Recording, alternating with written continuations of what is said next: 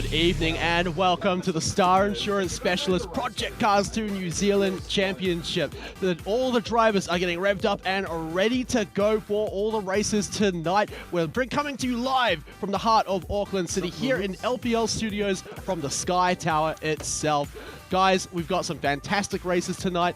My name is Matt Ross and I've got Simon Chapman and Brendan White here with me tonight for the 4th week in a row. Guys, how's it feel to be back? It's always exciting to get back in here and get motorsport and motorsport on gaming and mix the two together. And it's been a huge uptake, and it's a lot of people watching at home and really enjoying what we're doing here. So it's cool. Good to be back. Yeah, and Simon, what are you looking forward to tonight? Because we've got some great tracks coming up. Yeah, two very contrasting tracks. I think it's going to be interesting to see how these guys handle it. I know that Josh Ritchie was saying that the Nordschleifer is going to be his pick for tonight, and the circuits are just complete polar opposites. One's got 170 turns and the other one is all of about 20. So, you know, it's going to be an interesting night, that's for sure. 170 turns. That's going to be absolutely mad, but we'll get into that a little bit later on tonight, guys.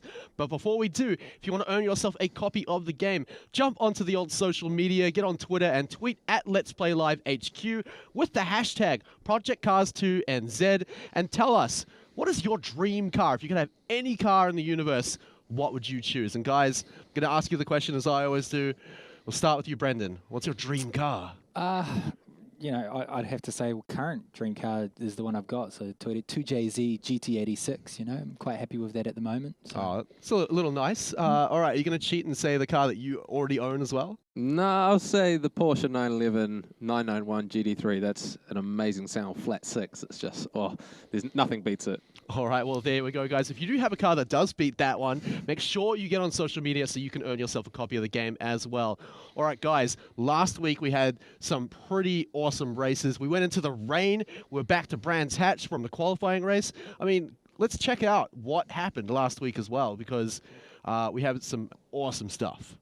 Yeah, it was great to see just the mix. You know, the guys have been tested as they come along into this championship. So remember, 16 tracks, 8 drivers, 2 races, 10 left. And this race, it was actually a bit of an interesting one. It was a false start, so race control said, right, we'll start it again. And old Louis got the lead out there, and we saw some upsets and some close racing.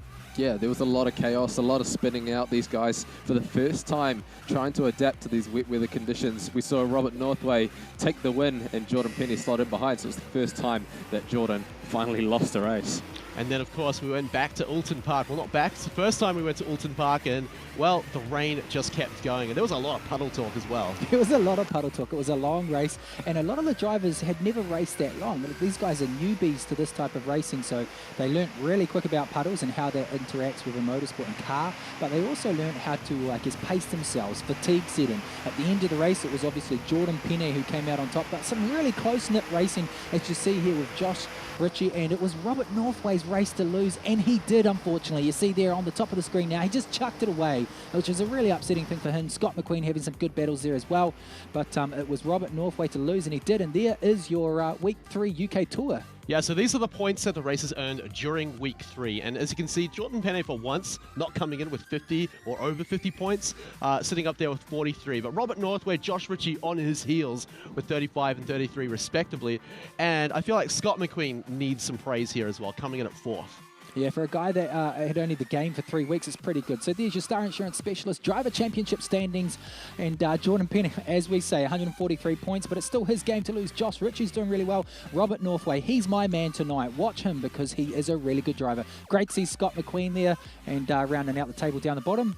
Yeah, we've got Ethan Moore down in P5. I know that he really wants to get some solid results. Louis De Manila only 1 point back in 6th, so he doesn't need to have a great result just to crack into that top 5. But then guys like Michael Robertson and Jake Parker obviously need to have a really good one tonight if they want to get beyond that 100-point mark. Yeah, but so far everything has stayed a little bit consistent, and that's kind of what you can expect the placements for each race to be. You know, give or take a few changes. I mean, Jordan Penny may not come first. Louis may shoot up the ladder a little bit. He came 4th in both races last week, so a solid improvement from him. So we may even see even more improvement tonight. And let's talk about tonight, though. we're going somewhere else in the world. Let's take a look at where we're going. All the way to Europe, all the way to Germany, guys. Some fantastic tracks. I know, again, Simon, you have so much to say about these. Yeah, we're jumping the ditch and we're going to Germany. The Hockenheim Grand Prix and the Nordschleife, 2 circuits which are on polar opposites in terms of the style and the length. The Nordschleife, arguably one of the longest permanent circuits in the world. The Hockenheim Grand Prix, an interesting one too, home to the German Grand Prix for the last few years. So yeah, I think we're going to see an interesting mix of abilities on the circuit. I know that the Nordschleife is going to be a huge challenge for these guys. It's like no other circuit that these guys have actually raced on, whereas the Hockenheim ring is relatively flat and the Nordschleife has a lot of undulation, a lot of camber. So I think it'll be interesting to see how these guys handle those conditions tonight. Yeah, and speaking of handling those conditions, the vehicle they'll be doing so in tonight is, of course, as always, the beautiful Ginetta G55 GT4 tonight in the beautiful Sky City colors. So, again, Simon, you know so much about this car. Tell us all about it. Yeah, the Ginetta G55 GT4, one of the most successful GT4 races in the FIA Homologated Championship. A top speed of close to 300 kilometers an hour and accelerating from 0 to 100 in just 4.3 seconds. Pushing close to 350 horsepower and weighing just over a ton, this car is relatively light and makes a lot of power and a lot of downforce. Check out those front wings, the rear wing and the rear diffuser is going to produce a lot of downforce and hopefully not a lot of drag. So these guys will be pushing through the corners pretty quick. And I know tonight, in the conditions which we're going to check out soon, they're really going to have to utilize the downforce on these cars. Yeah, and we'll get into those conditions a little bit later on in the night as well. But of course, some of our races haven't been down to Hampton Downs yet. Well, they have, but they haven't been on the show yet. And so we're going to catch up with a few of them. Our final 2 featured races for the night. Let's check out the first one, Robert Northway, and how he did over at Hampton Downs. Hi, I'm Robert Northway from Christchurch. I'm a postie, so delivering letters and parcels for a living, and sometimes I'll actually deliver them to the right address. My first racing game was Indy 500, which was on DOS on PC, so that's going back that long. So that'll be early 90s when I was about 5 or 6. I grew up in motorsport and it's my first way of feeling what a driver could feel and feeling, just getting what it's like to race.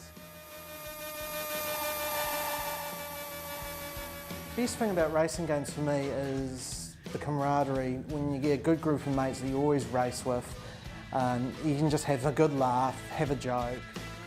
Going into this championship, my biggest strength would probably be my experience. I've done well over 2,000 online races and then probably another 1,000 more offline in 20 odd years of doing some racing, so experience definitely. My biggest weakness is probably at times concentration and trying not to make mistakes. I tend to push too hard, tend to have a bit of a Colin McRae attitude with the whole if in doubt, flat out. I'm at Hampton Downs about to take on the Hot Lap Challenge in the go-karts and just see how I stack up against all the other sim racers in real life. I'm alright at go-karting. I haven't done a huge amount, just this have-a-go style stuff. I think sim racing will carry over a wee bit to it, but we'll soon find out on track if I stack up. Plan going into the hot lap is to really just go out there and give it some jandle, just go hard and see if I can put the fastest time down.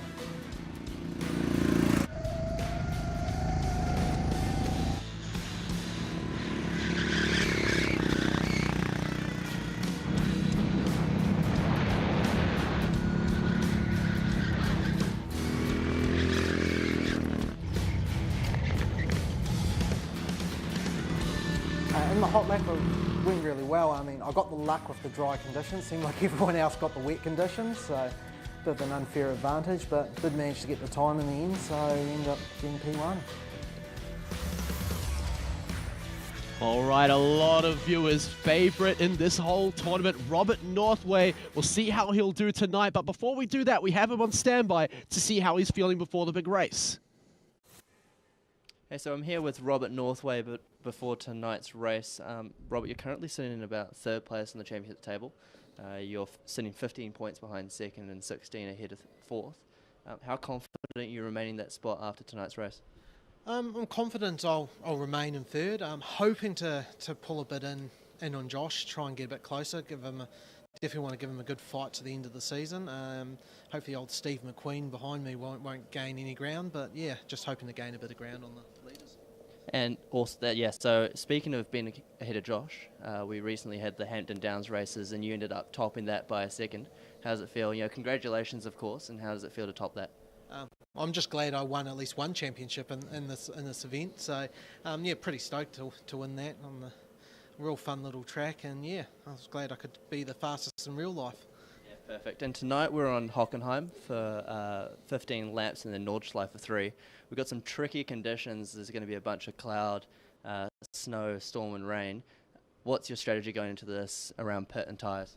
Around pitting, I actually want to dive in probably a little sooner than you would probably normally like. Just hoping, don't really want to get caught out on the wet track on slick tyres, so I'll probably dive in a bit earlier.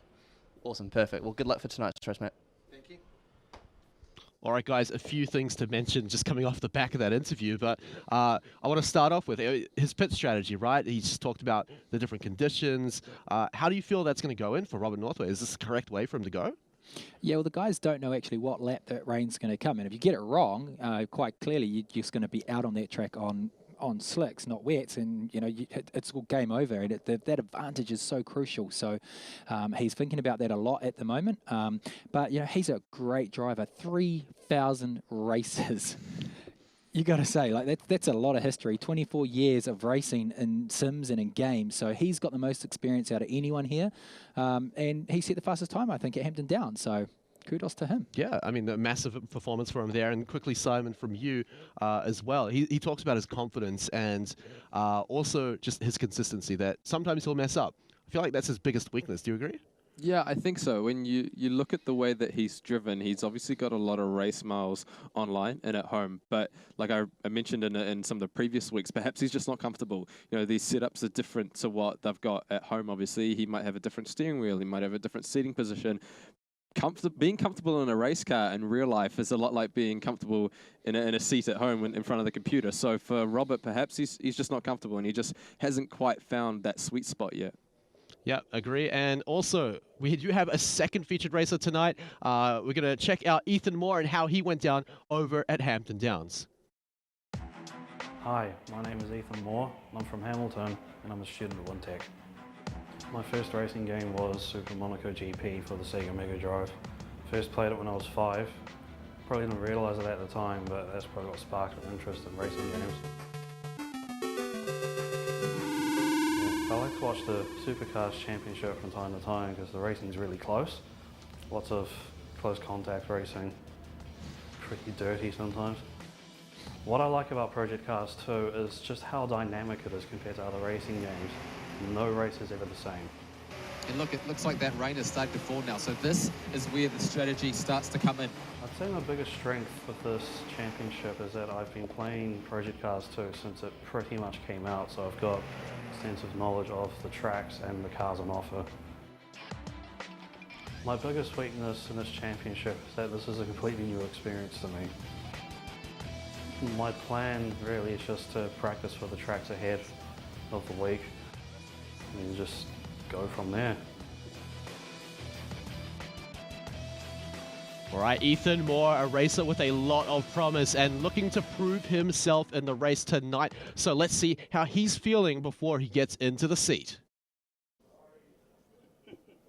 We're here tonight with Ethan Moore, who's currently sitting 5th in the championship. You're a few points away from 4th, but it's not out of touch. Do you think you can, make that push onto the podium? I reckon I can make the push to reach 4th at least. I just got to get consistent with my times and my performance. Awesome. And for tonight, we've got Hockenheim for 15 laps, and Nordschleife for 3. Do you think, you can play into these in terms of your strength and the weather we're going to run into? I'm pretty consistent at Nordschleife. It's a track I've been playing at since Forza Motorsport 4, basically non-stop. So that's kind of my bread and butter. As for Hockenheim, I'm a bit slower, not as good, but I'm feeling confident tonight. Awesome, perfect. And speaking of that, we've got the weather. There's going to be a blizzard, some snow, and lots of rain. What's your strategy going in and around pitting and tyres? Just run slightly higher pressures when I go for the tyre change and just go easy on the throttle to not overheat my rear tyres. Awesome, thanks for that. Well, good luck in the race tonight, mate. Okay, there we go, guys. And again, we get a little insight into Ethan Moore's strategy coming up in the races tonight with the different conditions. Again, do you feel like he's going in with the right idea? Well, Hockenheim, he played that down. He said that, he was more confident on the second track, but sitting in there with these guys, a lot of them don't like the second race. It's long, and it's going to take a bit more strategy, and it's a lot gapped. So there's a good chance that the first race is where he's going to put his money on. But these guys all love motorsport, and it's really cool to see them out there and getting involved with Hampton Downs, and obviously having a go actually at karting and seeing them in real-life simulations. So that's pretty cool. So we can have a look at the championship standing points thanks to Hampton Downs and the go-karting that we've seen out there. Yeah, and of course, we heard it before, Robert Northway picking up the top spot in that one. Of course, a little bit cheating because he had the dry weather, but so did Michael Robinson as well. And might be a bit of a surprise to see Jordan Panay there at third, but it was very wet when he went along. Yeah, I think the crucial thing is Jordan Pena doesn't have any real life experience in cars or karts. So he's down a bit, say 3 seconds, but he's done really well for a newcomer to adapt from coming out of the studio out onto the karts. Jake Parker, Josh Ritchie, Louis de Manila. I'd like to see Louis a bit higher in that. Scott McQueen and Ethan Moore. He didn't finish that, unfortunately. Bit of a bailout on that one, but that's your Star Insurance Specialist. Hampton Downs standings. Get down, have it a go. It's a pretty fun little track to race on. Yeah, absolutely fun. So everyone, we will be getting into the race very shortly. But before we do, I'm going to ask you one more time to jump onto social media and earn yourself a copy of the game. You can do this by tweeting at Let's Play Live HQ with the hashtag ProjectCars2NZ and tell us what your dream car is. Any car in the world, in the universe. So, if you want to pick the Batmobile, go ahead. But maybe try and stick for those normal cars that actually exist. But guys, we're going to go to a short break and then come right back with all the racing esports action.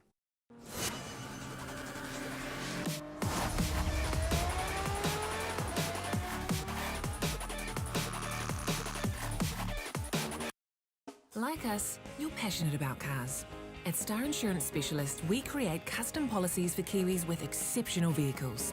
If you own a vintage, classic, performance, project or prestige car, your needs don't fit neatly into a box. We think special and unique cars deserve special and unique insurance. We don't let robots determine policy or price. Get on the road with a custom policy from Star Insurance Specialists. Go to starinsure.co.nz today.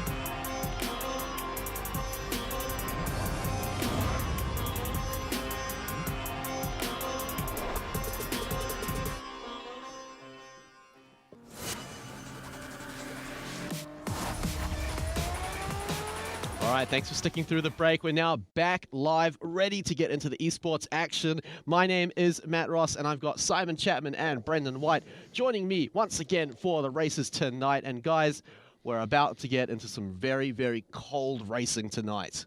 Yeah, well, it's been testing, through this championship. They've slowly developed their skills, and now they're going into two things, which is weather, changing conditions, but also tyre wear. So that's something completely different they haven't had to experience yet, and they're going to have to also have a pit strategy around that. So it's going to be pretty cool to watch in this very unique track and probably the fastest track of the two tonight.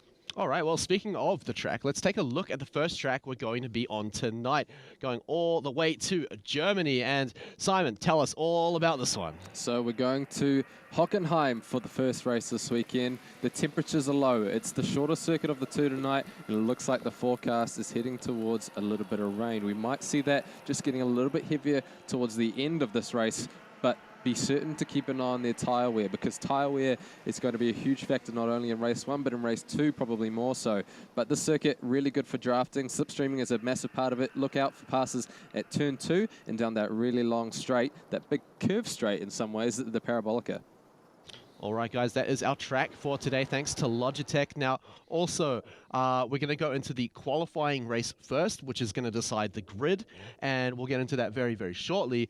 And again, this kind of rewards races that are better at the hot laps rather than racing in general. Yeah, so Robert Northway is definitely going to be the one to watch. You know, Jordan Penny, well, he's the one to watch. If you've been following this championship, it's Jordan Penny's championship right now. But Robert Northway, as you have mentioned earlier, he's got so many championships under his belt. He's got multiple world classes, and remember, you guys can get on and try to beat him online if you've got Project Cars too. So this is qualifying right now, and they're all out there trying to bank a score. And what that does, if you're not really into motorsport, it puts you in a position in the grid, Simon. So how does that work? Explain to the viewers at home that don't follow motorsport. So basically what this session is it's a chance for these guys to go out on track, get a little bit of practice and set a time. So a lot like any race really, where you qualify, you set a time and you want to be quickest. Obviously it's pretty self-explanatory. You want to be quickest time, and the guys all behind you, depending on how far behind you they are, maybe it's a 10th or a second, will line up behind you on the grid. So 8 drivers, 8 grid spots. So these guys are going to get roughly 15 minutes to go out there, set a time, and hopefully start up the front. One thing that obviously doesn't get accounted for is when we have some of those little technical glitches like we've seen twice now this season, where perhaps somebody doesn't make it into the race. So what can happen sometimes is that qualifying gets completely messed up, and we see some guys who've started down the back end up the front. So there's all sorts of variables that these guys have to play into their strategy as well. And one thing that is also super important to note is that it's a lot like real life this weekend, because these guys have got tyre wear. So traditionally in something like Formula 1, when you've got a Pirelli super soft tyre, for example, your tyre has an optimum window in which it'll work. So they maybe only get one really good lap where they can set a really fast time. It's the same situation here, because once they go out, they're going to have 100% in terms of the reliability of this tyre, in terms of how green the tyre is. We talk about how a tyre is green, that's how much grip you're able to get out of it. So when they go out there, the first few laps are going to be critical. You might see these guys come into the pit lane, get a new set of tyres, and then go back out again for another stab at it. So you don't want to be spending this entire session out on that one set of tyres. Well, they're very passionate about next door as well. So they're all talking about it. They're all sort of saying, well, what's your pit strategy? When are you going to go and how are you going to change your tyres? So explain the slicks and the wets. What's the difference between those two? Because they're going to see rain and they're going to have to go into the pits and they're going to have to change that. Yeah, so the forecast at the moment for this race is that we'll start dry, it'll start raining about midway through, and then we might even see a little bit of snow towards the end of this race. What happens is these guys will go out on the track, they'll start on a slick tyre, so it's got no grooves in it whatsoever, so that basically gives the tyre as much contact patch with the road as possible, therefore you get more grip. But when it rains, obviously a slick tyre doesn't really work when you've got something in between it which allows it to slip. So what will happen is that these guys will head into the pit lane, they'll get a tyre a lot like the tyre that you have on your road car at home, which has grooves in it. And basically what that does is when they go out onto the track, it'll disperse some of that water and it allows them to get more grip on the road ahead of them, because the tyres carve out a path in the road ahead when it's wet. So it's a fundamental part of this race and part of this championship. We're going to see, no doubt, some more races. We might see the opposite, where we start wet and then the track goes dry. So these guys will have to pit from the wet tyre into a dry tyre. So there's all sorts of strategies in terms of how that can play out. I guess that's a key coming forward in this championship, is the drivers are constantly being tested. And, in motorsport, that's the thing, is as you get better and better in motorsport, you jump up from, your Formula Fords into your Toyota Racing Series, into your big, the Ineos endurance racing series this weekend. So you develop, and it's the same thing we're doing here in this game. They're testing the drivers and they're constantly developing them. So we're getting some points banked there. I can see, Maddie, who's that up the top? That is Scott Lightning McQueen. Look at that. Mr. Brendan. Right there at the top. And, this is a racer that we've seen do pretty well, but more along the middle of the pack. Yeah, I don't think he's got pole position in the grid yet. So it'd be interesting to see if he can hold it, and B, what he can do with it. Yeah, Scott McQueen bought the game 3 weeks before the actual qualifying. He hadn't played Project Cars before that, so he had done 3 years of Assetto sim racing and drifting and various things. A couple of these guys are very into their drifting, but he was like, I'm going to give it a go. And those sort of things can be quite easily, from my understanding, adapted into these games like Project Cars. So he's done that, and sitting on pole. So, pretty cool to see from Scott McQueen, the boy from Tauranga, but not, I guess, a surprise right under him here. The Robert Northway, 147 at the moment, and Penne under him. So, that's pretty much what we'd expect to see. So good on Scott for actually getting out there. I did see Miller up there at the start, but Louise unfortunately dropped right to the bottom. The one surprise I see, though, is Richie's sitting in 7th place, so he's probably had a bit of a slip-up on his first lap. He'll have to make it up in the next one coming up now. Brendan, you spoke about how these guys have actually done a little bit of drifting, maybe tried out Assetto Corsa or R-Factor, as we see them more, going for a little bit of a slide. In D1NZ, we've got a competitor called Danum Temperman. Obviously, he came from a circuit racing background and went into drifting. From what I understand, if you're good at drifting, you can actually be pretty good at circuit racing. We see guys like Shane Van Gisbergen spending a lot of their time in drifting and then transferring some of those skills across to circuit racing. Do you see them on, I guess, transferring their skills into multi-code motorsport? You're actually seeing them now also online. The guys were there when they were in here for practice earlier on. They were saying, we saw Shane Van Gisbergen and Darren Kelly on, I think it was Assetto R-Factor, and we all jumped in to try to have a battle with them, but by the time we got in, they were gone. So these are real life, real racers actually practicing and honing their skills. When they're not on the racetrack, they're at home practicing. So these guys are at home practicing with them too. So really cool to see. That's the beauty of esports as well, is that if you see pros that you love and you idolize practicing, you can jump in and try and catch them sometimes in your games. And sometimes you're trying to, and sometimes it just happens by chance. And it's such a cool feeling to see someone you look up to so much in the same game as you, and you're actually competing against them. Yeah, so McQueen's still holding that #1 position, but they'll be coming around over the start-finish line, and we'll see if anyone actually bumps up. And Josh Ritchie will not be happy with that, sitting in 6th position at the moment. Another one, Simon, which is really cool, is Mad Mike Wedette. He's got his own games. He's kind of immortal now. We were actually playing his car at Ruapuna just before in Project Cars, but you've seen him. He started off with drifting, but now he's actually gone and he's been racing Goodwood Festival. He's racing McLarens. It just blows your mind, the skills that you learn in these different codes and can adapt them into other motorsport. 100%. I actually spoke with Mike late last year, and he said one of the cool things that Red Bull have is they have this big camp over in America, and they spend a solid few days on simulators. So Mike actually gets to go into a simulator which can also simulate heat. So like you're actually on the Wow. game, and you're also getting hit by what it would be like a heater as well. So it simulates what it would be like in a GT3 racing car. You get all the motion to go with it as well. So simulation doesn't go just beyond you sitting in the seat. You can have all those other effects like the wind coming towards you and sort of the motion, like motion force simulators are starting to become a big thing. So I actually saw one's just come into Tauranga at the cave. They've actually got the one you sit in, and it's like, you saw them, the big ones that were at the racetrack, an actual V8. Oh, that's McQueen off. So that lap won't count for him, unfortunately, but he's still banking first position. You'll see them at the, if you ever went to the races, you'd see like an old V8, and they've been converted to a simulator. But now you're getting to the ones where they're all on gyros, and they're all on, you see them at Big Boys Toys, and the money and the amount of money those are worth, but the realisticness of them is phenomenal. Well, that's actually a good point too. You can look at those motion force simulators and you say, man, that costs close to $100,000. But then you think, well, okay, I can buy iRacing, get a subscription to that, or buy Project Cars 2 and have a one-off payment for that. But I can drive literally any car in the world and basically get as close as possible to what it is to driving the real thing. I can drive a Porsche 956, a car which is worth, close to $1 million, but it's like in my living room. And you can crash it too, and you don't have to pay for it. Exactly. Now, guys, if you're just tuning in, we're here live at Sky Tower. That's right, we're actually in the bottom of Sky Tower right now at the LPL studios. You're in qualifying for the Star Insurance Specialists, and it's Project Cars 2. This is currently, we're at the halfway point of the championship, and we're going to come back to talk about these simulators and the different race teams a bit later on, Simon, in these races. But right now, we've seen Penne jump up a position, so he's gone to second, so Robert Northway won't be happy about that. Northway is that world champion leader. He's got a lot of followers. He's actually in teams, is he not, Matt?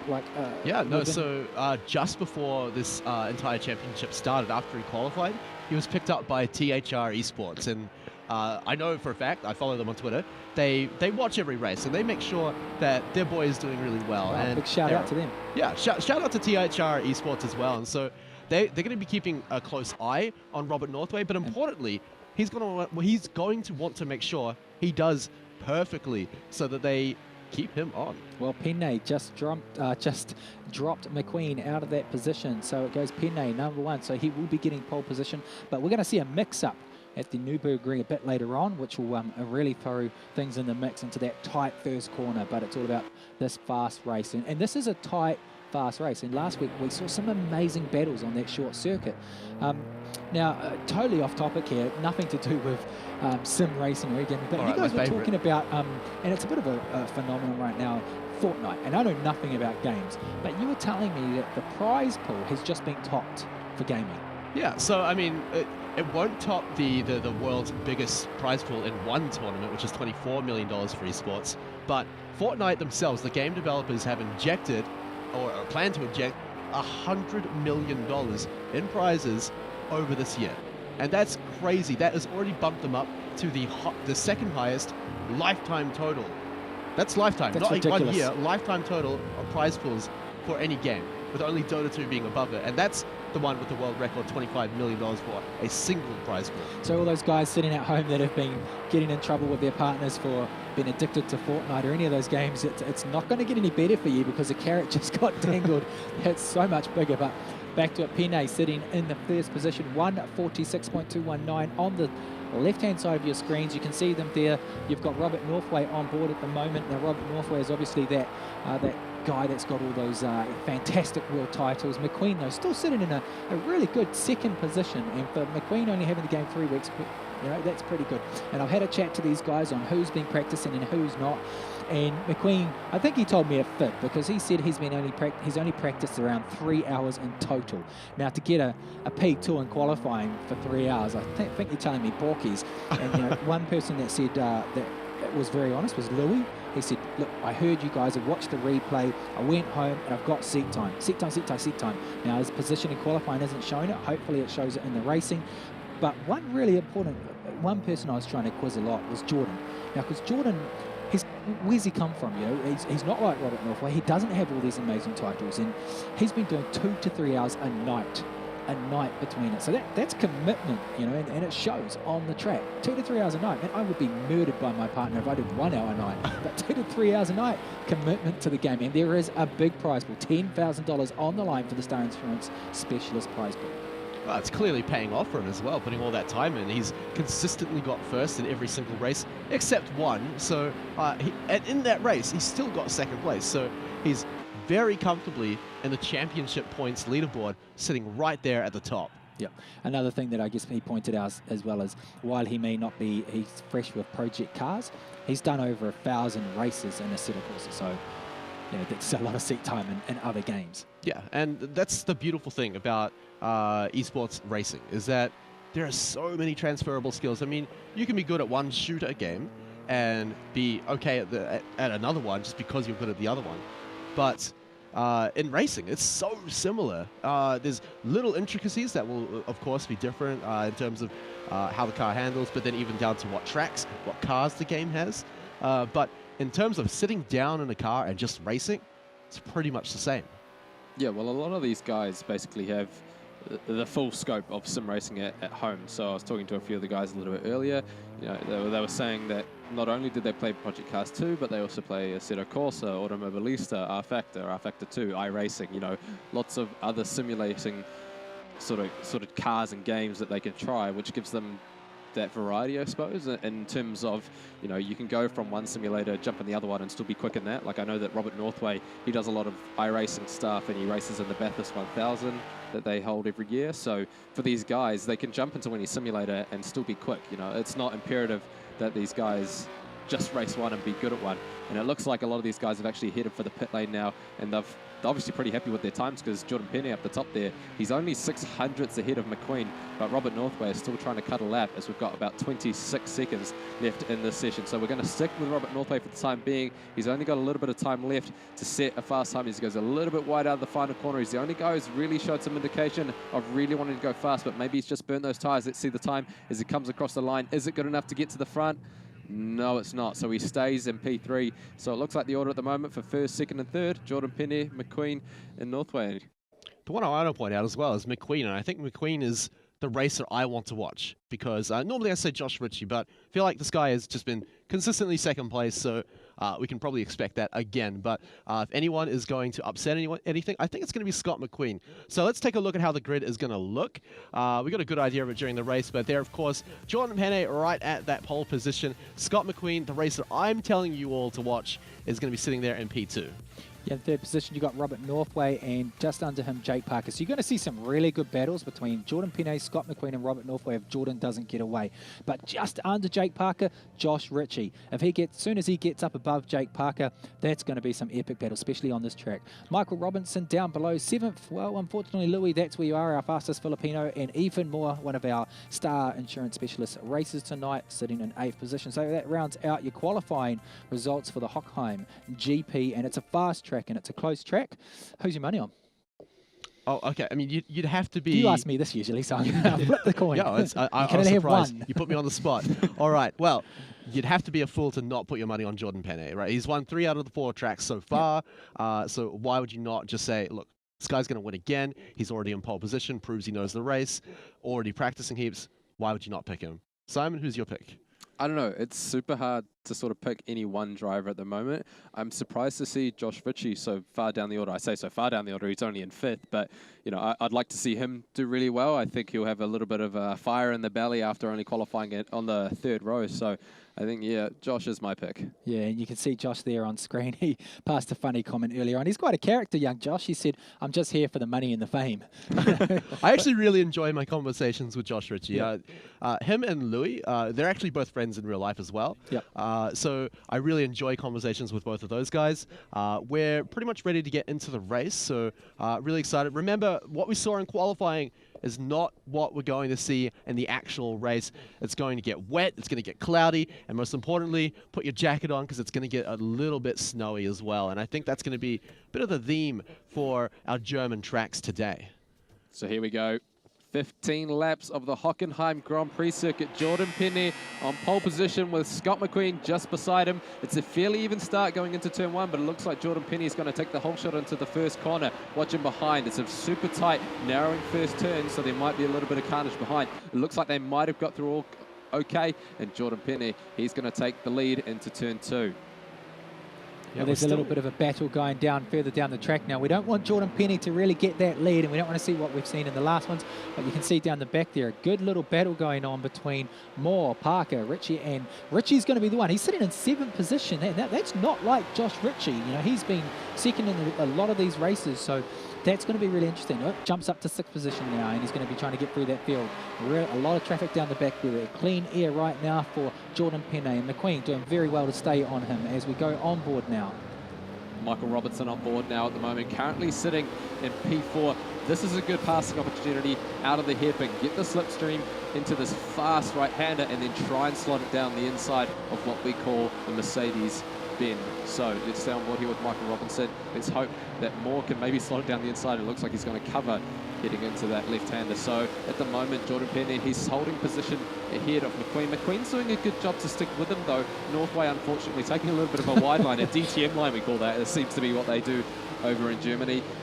Maybe not just quite able to hang with the leaders, but I think when we hit about maybe lap 5 or 6, we'll see that rain starting to fall and maybe a bit of a change-up. I know speaking to Robertson a little bit earlier, he wasn't really sure what strategy he would take.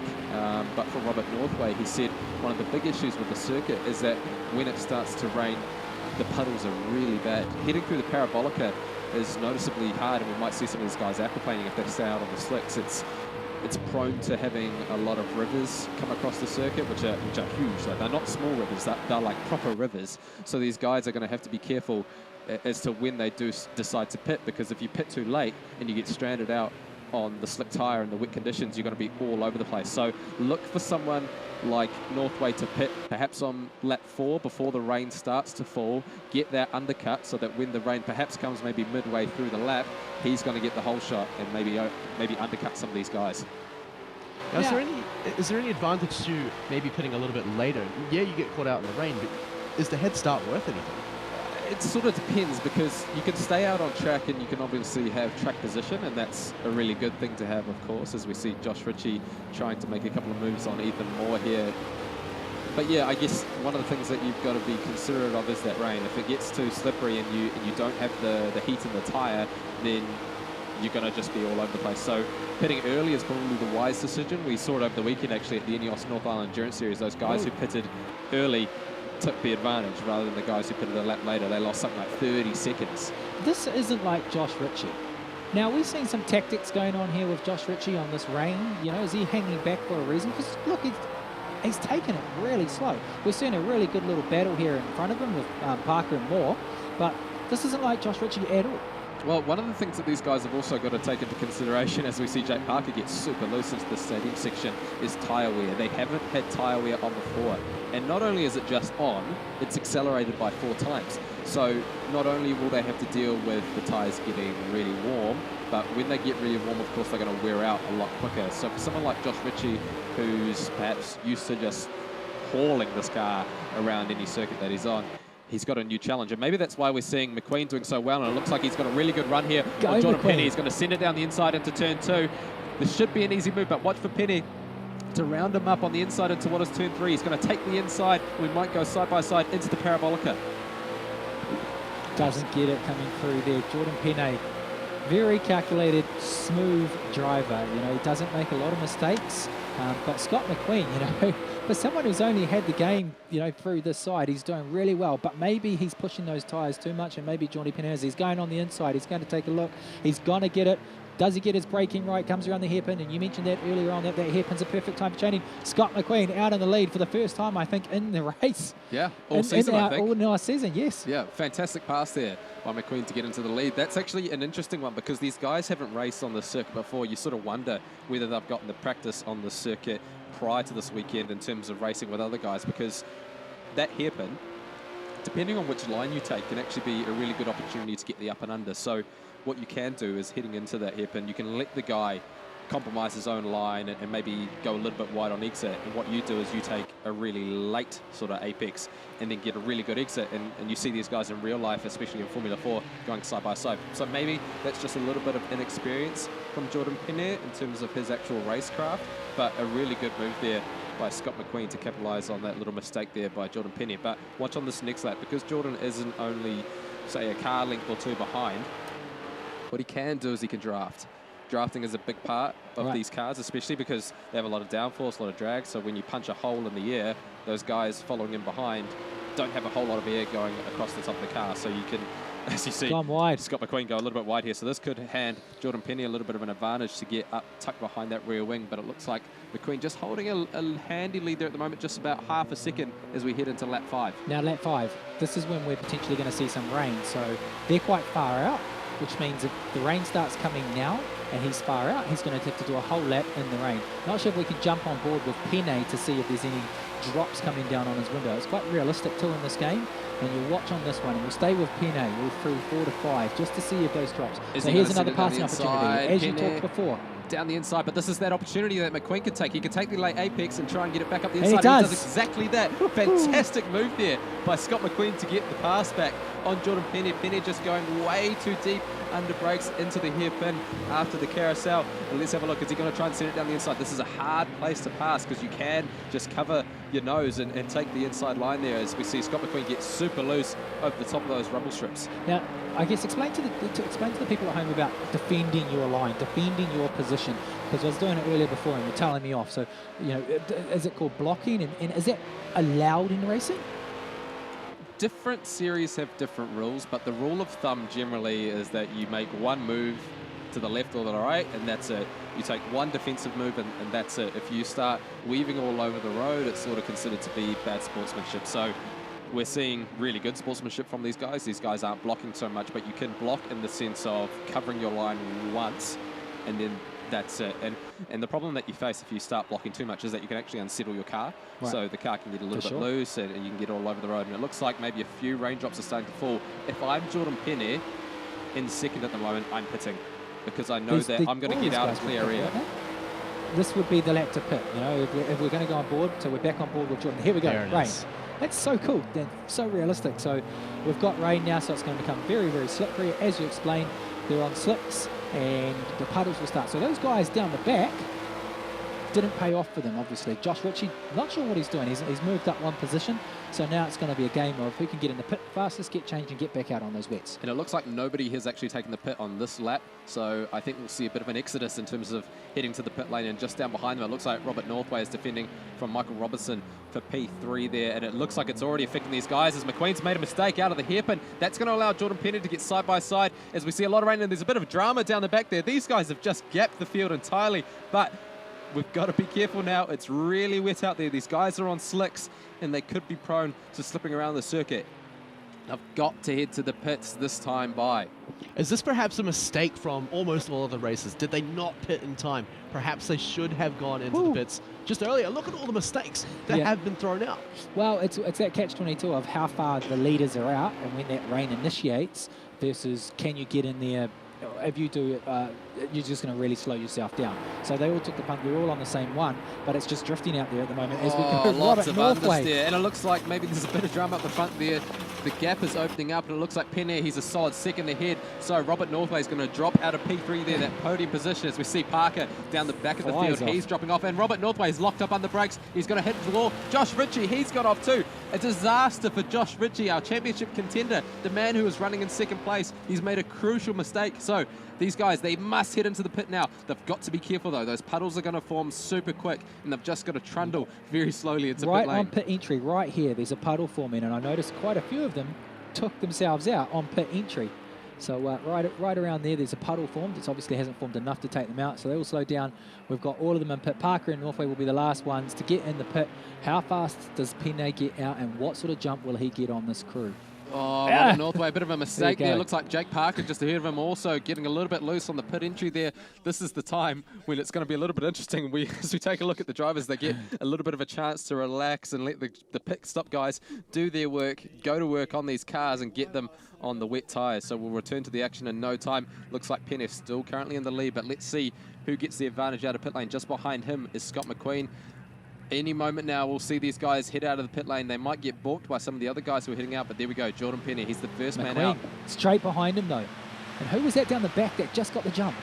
How does this work in a game with the pit tactics? Is it just the game depicts how fast and slow you are? What's the go? Yeah, so one of the things that can actually affect it is another car coming in, obviously. So there is obviously a standard time in terms of how long a pit stop takes. But if you're in the pit lane and you've just about finished your pit stop, another guy ahead of you in the pit lane and the pit order goes around, you're going to be slow out of the pit lane. So there are variables in terms of how long these pit stops last, but yeah, it's all fairly consistent. As you see, Jordan Penne, he's legged it. He's a second and a half out ahead of McQueen. But don't be surprised if we see some more drama in this race, because those puddles will start to form. We'll see a few rivers on the circuit.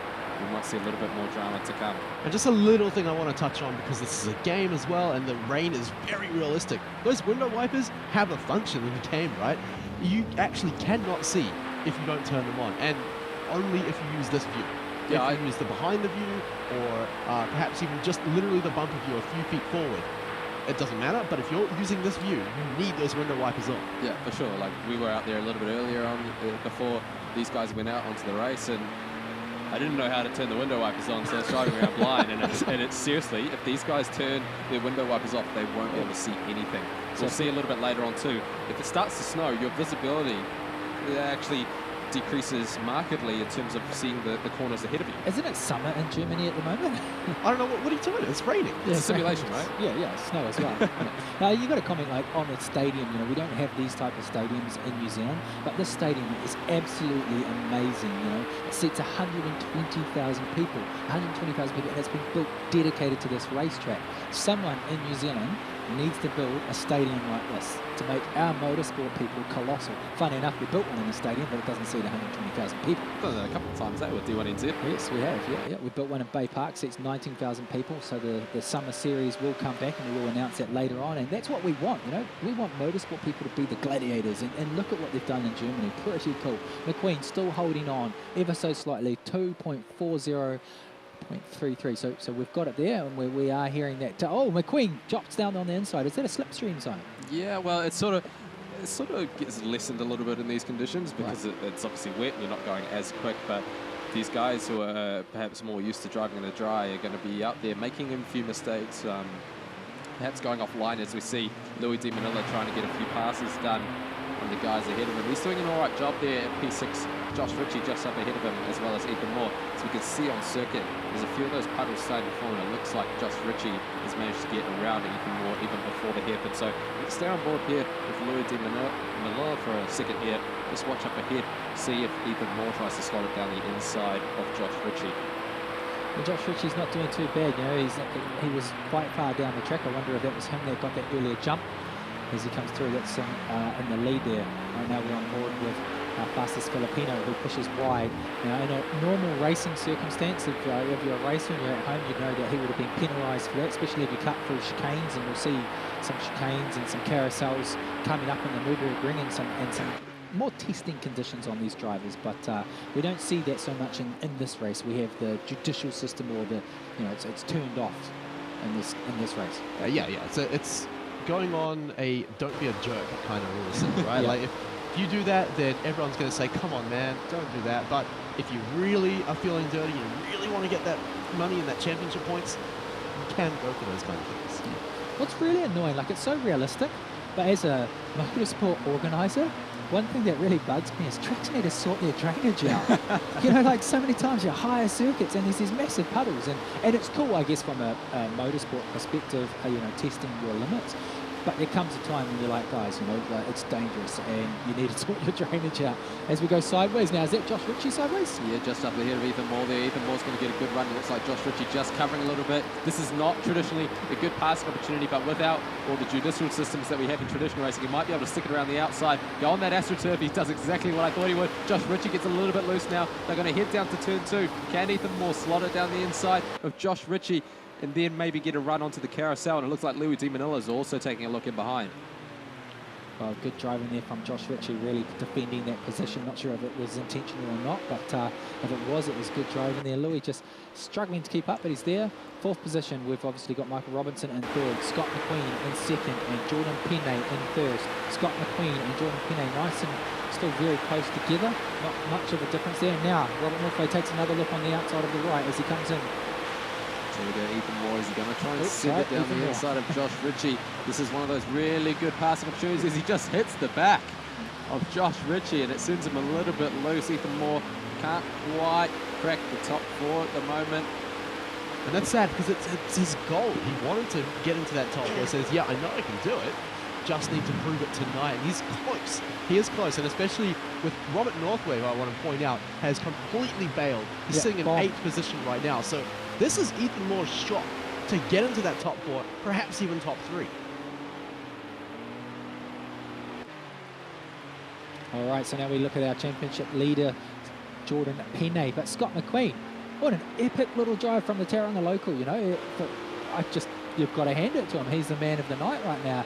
I really hope he actually takes this race out from Jordan Penne, because he deserves it. He's stuck with someone who's led this championship the whole way, and he's gone in the dry, he's led, now he's in the wet, and he's led. And you know, I don't know how many hours he actually practiced, but he told me 3 hours. So, you know, hey, if you're just tuning in right now, we are live here at Sky Tower. It's the Star Insurance Specialist Project Cars 2.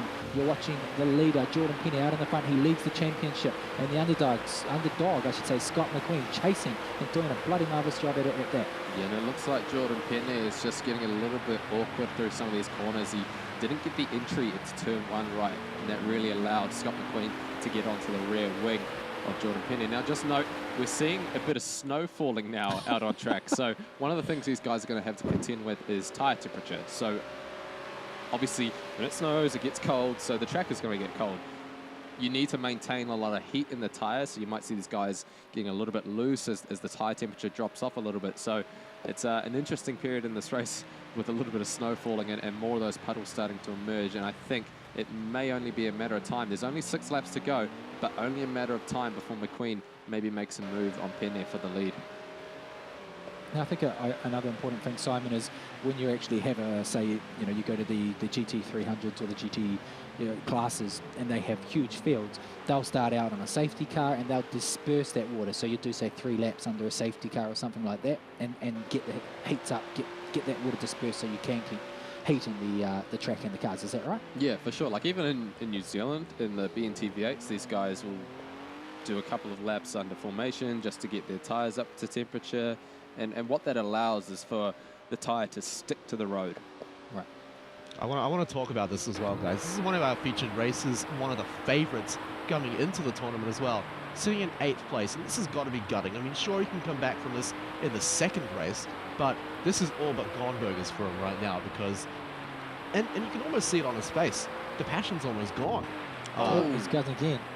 Is it possible that he went out on the wrong tyres?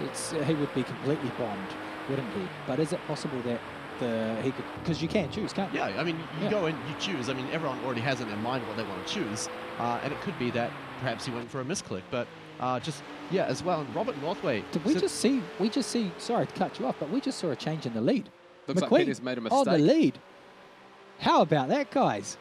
Scott McQueen. Now let's not do the commentating curse because we always do it, but this would be cool. This would actually line him up to actually get up that championship ladder as well. Now, I would have, if it was me, I would have hung back so the pressure was on Penne rather than being the pressure on me.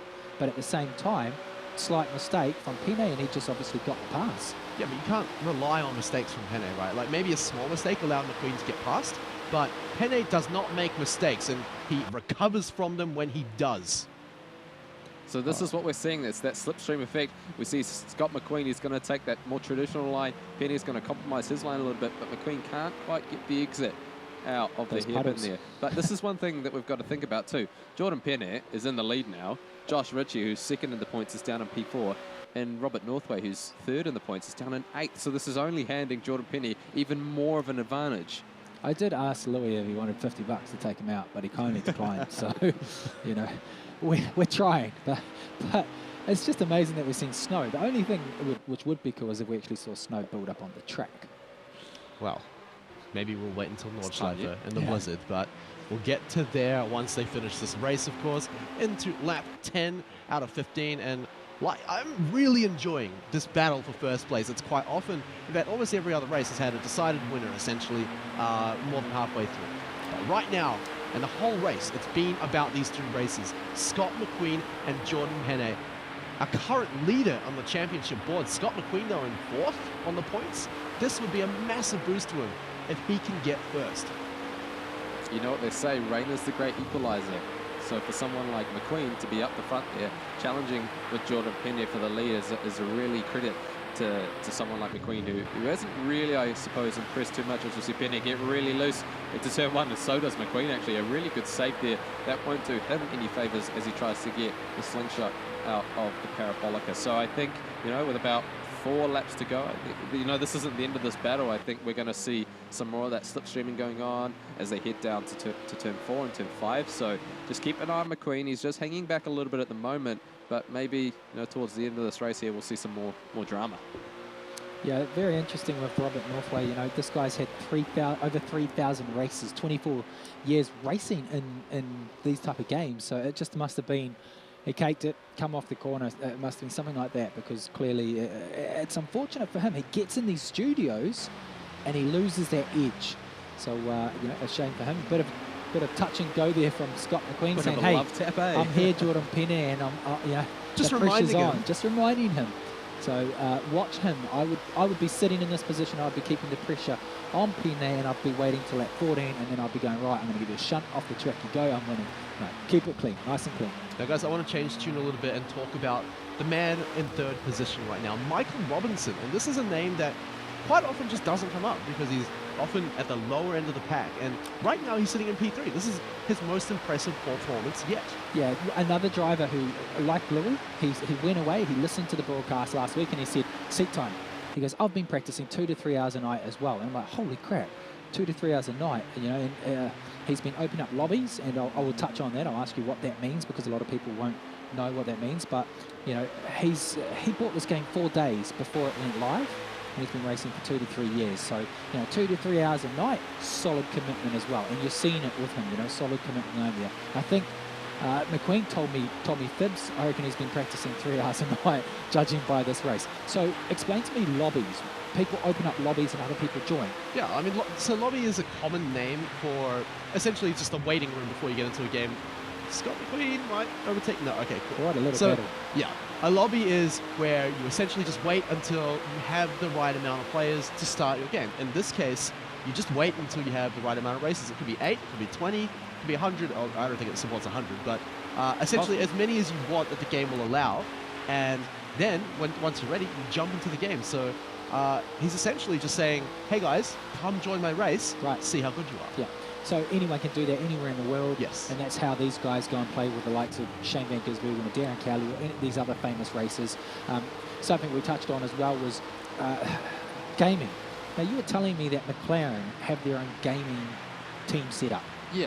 Elaborate on me on that one. So they basically have what they call the world's fastest gamers. We see Scott McQueen getting into the back of Jordan Penne, where they pit 10 of the best simulation drivers against each other with the opportunity to become an official McLaren test driver. And it's no different from, you know, the GT Academy, which is run by Nissan and PlayStation, where they get they put these simulation drivers who just play, you know, PlayStation games, put them to the test and see how good they are.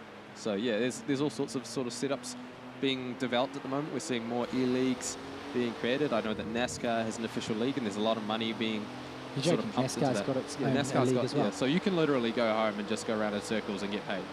What? Crazy, right? All right, see you later, guys. Yeah. I'm in the wrong game. It's easier than it sounds. Yeah. The thing I'm is sure I can handle it, guys. All right, so let's look back at this race here, right? Josh Ritchie, and again, we were saying this isn't really like him to be so super far behind. ragged. He has come back up, but Yeah, P4, but he's super ragged. You watch the way he's sort of driving with the steering wheel. It's not smooth. It's quite rough through the corners. As soon as he's hitting those puddles, it's sending him a little bit wide and a little bit loose. So I think maybe P4 is all he can hope for at the moment, but he is closing in on Robertson up ahead as we see Jordan Penne still leading with about 2 or 3 laps to go. And I think these final few laps are going to be pretty telling as we see that margin is starting to narrow between Penne and McQueen. So hopefully we can go back to the leaders. We see Josh Ritchie go a little bit wide. You don't want to be getting out there because there's a lot of marbles and it's super slippery and super wet out there. Jordan Penne gets super loose, but so too does Scott McQueen into turn 2. We're going to see them go down through the Parabolica. Watch them through this section here because there's a lot of puddles there. Jordan Penne gets super loose, and that's going to open up the door for Scott McQueen to go side by side into the Parabolica. Penne is going to need to slip in behind under the rear wing of Scott McQueen to get any hopes of a draft, but he'll have lost a lot of time. Let's see now, is Jordan Penne going to send it down the inside into this hairpin? Penne just hanging back a little bit, showing the nose. Scott McQueen, he'll give him some room if Penne wants to make the move. Lots of room. In fact, he actually goes super wide, and that opens the door for Penne to go down the inside, but it looks like Scott McQueen, he's going to take the advantage back, and they're still side by side into this fast right-hander. Penne slots back in behind. Is he going to send it to the inside at Mercedes-Benz? Super loose. These cars are not handling these conditions very well, but it looks like for the time being, McQueen has got the lead. Oh, McQueen, though, pushes wide. He's on the marbles, comes back in, and there gives Penne the change there. Oh, commentator's curse. How many changes have we seen in the past 5 laps? This is fantastic racing here at the Hockenheim Ring. Germany is putting it on for us. These weather conditions are really changing things up. And just behind, it looks like Robinson is having a tough time keeping Richie behind in P4. So Richie's going to hopefully get back onto the podium position here as we go on board with Scott McQueen into the stadium section. I think it's all about these two races here right now. This is the first time we've seen someone truly challenge Jordan Penne, apart from the one race where he did get second. So Scott McQueen, though, is not the racer we expected to do it. No. I said he might upset Jordan Penne, but even I was kind of half doubting myself when I said that. But Scott McQueen, though, as much as we might be commentators cursing him right now, he has the best chance to upset Jordan Penne in this race. Definitely, and I think Scott McQueen is really putting a lot of pressure on Penne. Perhaps Penne has just used too much out of his tyres. He's missing every single apex every time we go around this track. Maybe it's just working in favour of Scott McQueen. He hasn't burnt up his tyres. Bear in mind that tyre wear is a part of this championship for today, for the rest of it, in fact. So these guys are really struggling. It looks like Penne just doesn't have the grip to stay with McQueen at the moment. Just behind them, Josh Ritchie is battling to keep ahead of Robinson, and it looks like Penne, this part of the circuit is really proving to be a part which is super tricky for Penne. He's just not got the grip. It's affecting him a lot, and you notice he's all over the track. He's wibble, he's wobble. This is the time to make the move for Scott McQueen. So here we go, Scott McQueen. He's going to try and send it down the inside. Can he take the advantage into the hairpin?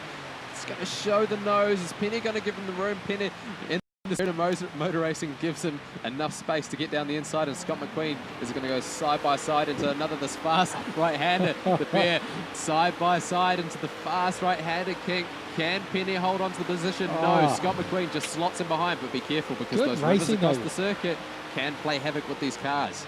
Good racing here by Scott McQueen. You know, it was he thought about it and he thought, no, I'm going to slot him behind there. I'm not going to challenge him. I'm not going to go in there too hot. Now, this is really good racing by Scott McQueen. Where has this guy come from? This guy is not showing these skills. Now, maybe it's the practice in the wet. He's got a bit of a gap here. We're coming up to the last lap. This is the time for him to really hope something. There's a bit of argy-bargy and a bit of looseness going behind there in third and fourth position between Ritchie and Robinson. But it's interesting to note here, this battle for the lead is allowing Michael Robinson to catch up to these guys in first and second, who've only got just over a lap to go now. There's only 2 more corners before Penne takes the white flag and will be on to the last lap. So could we see some more drama? Could Robinson perhaps get into second or even first if there's some colliding up ahead? Those margins are definitely coming down. We've only got 1 more lap to go here. Here we go. Jordan Penne ahead of Scott McQueen, and just behind them, Michael Robinson and Josh Ritchie in P4. All right, we're going forward with Josh Ritchie as we can see the leaders out there. Scott McQueen really close. All of them really pushing really wide, and they're not going to get penalised for that, but it's going to allow them to close up. This is the last lap of Hockenheim. There we go. Scott McQueen, he's looking super racy at the moment, but that is allowing Michael Robinson to tack onto the back of this lead. Jordan Penne is going to head through this section of the circuit, which is proving to be super tough. He's going to get the draft down the straight here. The Parabolica is proving to be a hot spot for overtaking at the moment. He's going to tuck under the rear wing, and Penne actually moves out of Scott McQueen's slipstream. So maybe a little bit of strategy there. Penne's figured it out a little bit. He goes a little bit defensive to the inside, and Scott McQueen is going to try and maybe get the up and under into the hairpin. Here we go. Does he get the move? No, he takes it on the outside. Now he's got to go through the water. Penne's got to go through the water, and Penne goes sideways. Here that comes means Robinson in P3. Robinson has put in an absolute scorcher that last time by. A 2-minute 2 to catch up to the leaders. We've got a 3-way fight for the lead now. Jordan Penne is just holding on ahead of Scott McQueen. We go on board here with Michael Robinson. Can Scott McQueen send it down the inside? There's drama up ahead. They've hit. He pushes. Will they allow Robinson? No. Penne holds it on. Penne doing a great job at defending his position. This is the last point. 3-way. Penne, McQueen, Robinson. Who's going to get that final one? So McQueen, here we go. He's got to take a look.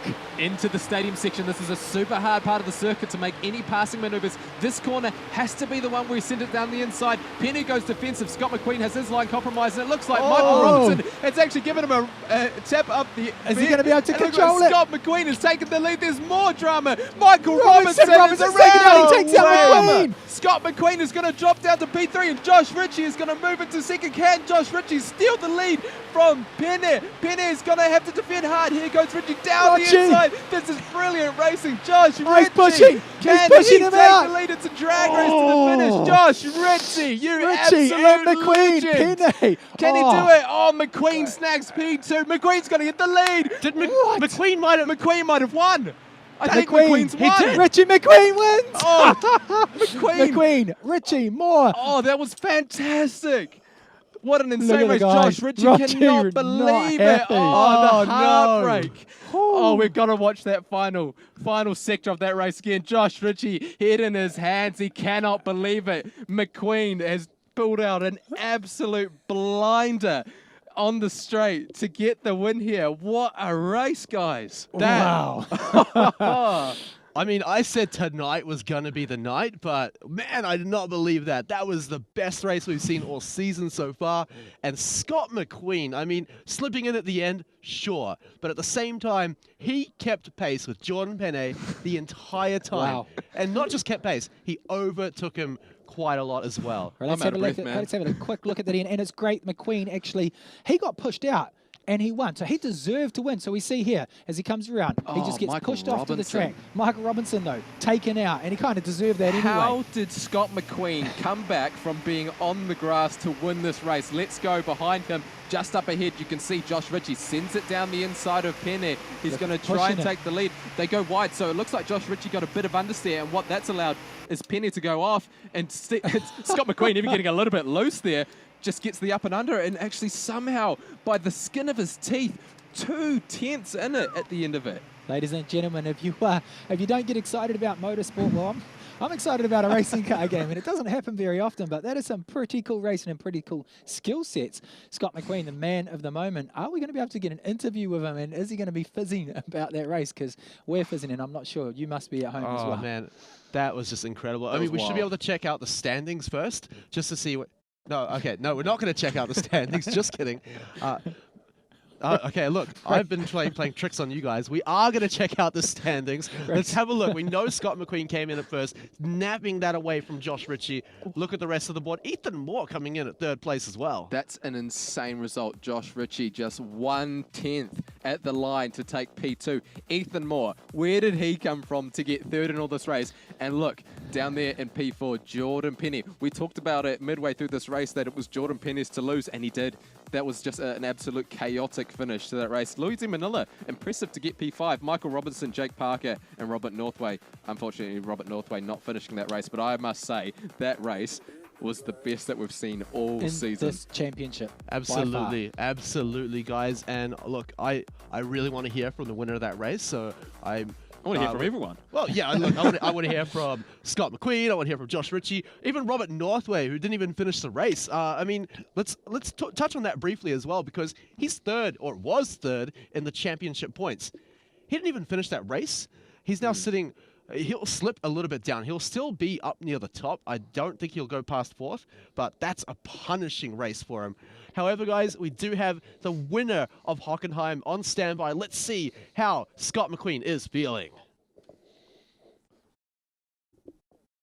You've just taken out the race. I think we all need a bit of a break after all of that excitement. Between the crash, the spinning out at the end, and the straight finish, how are you feeling? I'm ecstatic. I'm buzzing. I thought my race was over as soon as I got the nudge from Rob, which pushed me past Jordan. And I was pretty happy. And then I seen him dive down the inside and sort of take me out, and I was fuming. I was absolutely fuming. But I got back into it, and everyone cleaned themselves out, and I was the victor. Awesome finish. And we'll take a step back. In lap 4, you were pretty much second the entire race, and you just kind of jumped in front of Jordan Penne. How did that happen? How did you get in front like that?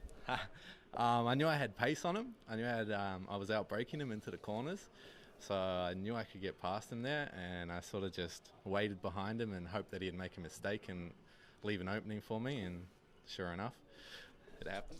Awesome. And, I mean, my heart's racing. I'm sure your heart's racing. I think we're all a bit excited here. How are you going to channel that energy into race 2 and, pick up some more points? I'm not very confident on the Nürburgring. I don't really know the track, so it's just a matter of try and keep it on the track and hopefully get a bit lucky.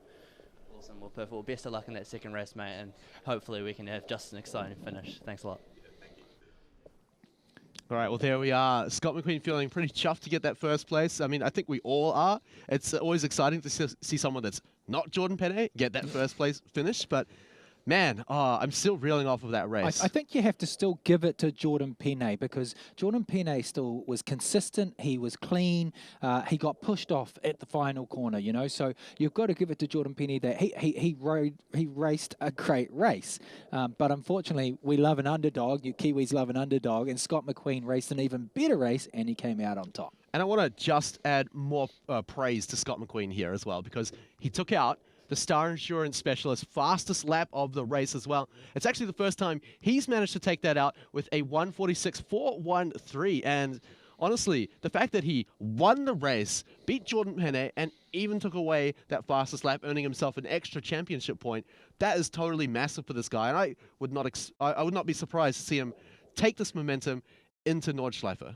Yeah, he's not too confident with such a big track, but that's going to really play with the drivers as well, because we've got polar opposites going on when that's coming up, I think, after the break. And it's going to be pretty cool to see, because they're all going to just jump into a totally different format, a totally different start they're not used to, into a tight left-hander as well.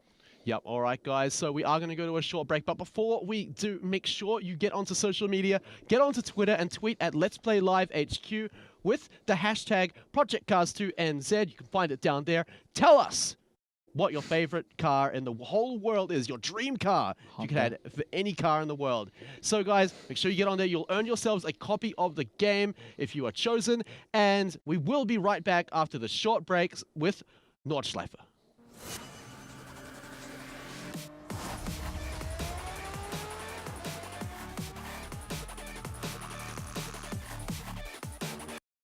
Like us, you're passionate about cars. At Star Insurance Specialist, we create custom policies for Kiwis with exceptional vehicles. If you own a vintage, classic, performance, project or prestige car, your needs don't fit neatly into a box. We think special and unique cars deserve special and unique insurance. We don't let robots determine policy or price. Get on the road with a custom policy from Star Insurance Specialists. Go to starinsure.co.nz today.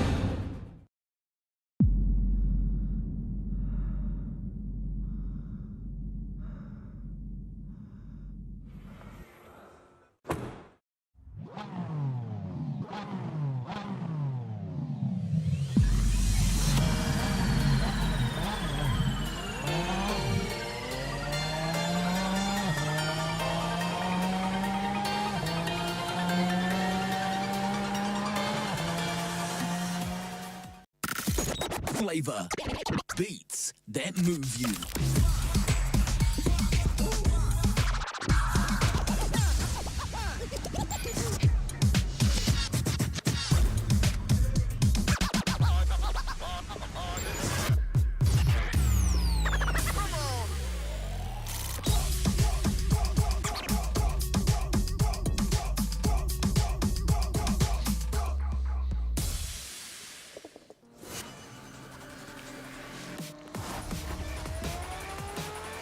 Welcome back, ladies and gentlemen. Thanks for sticking through that break. I mean, I know everyone needs a rest after that intense first race. But guys, you're back here with me, Matty Ross, and of course, Simon Chapman and Brendan White. I don't have any cute names for you guys, I'm sorry, but we'll just have to live with that one. But guys, we're going to go into Nordschleife.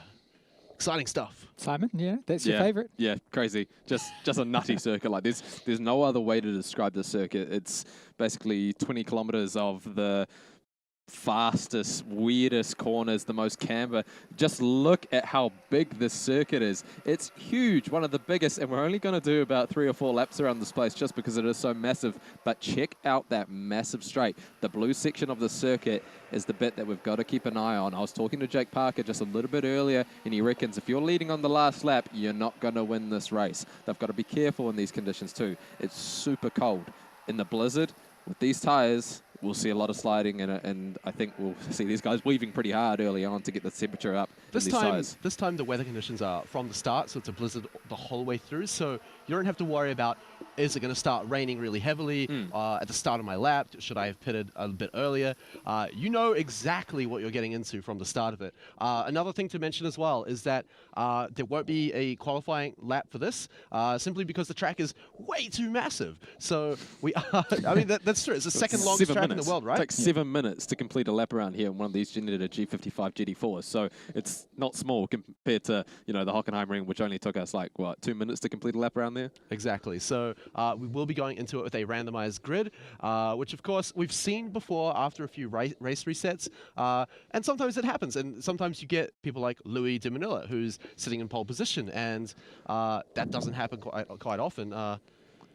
Josh Ritchie still can't get over the fact that he lost that last race. I don't blame him.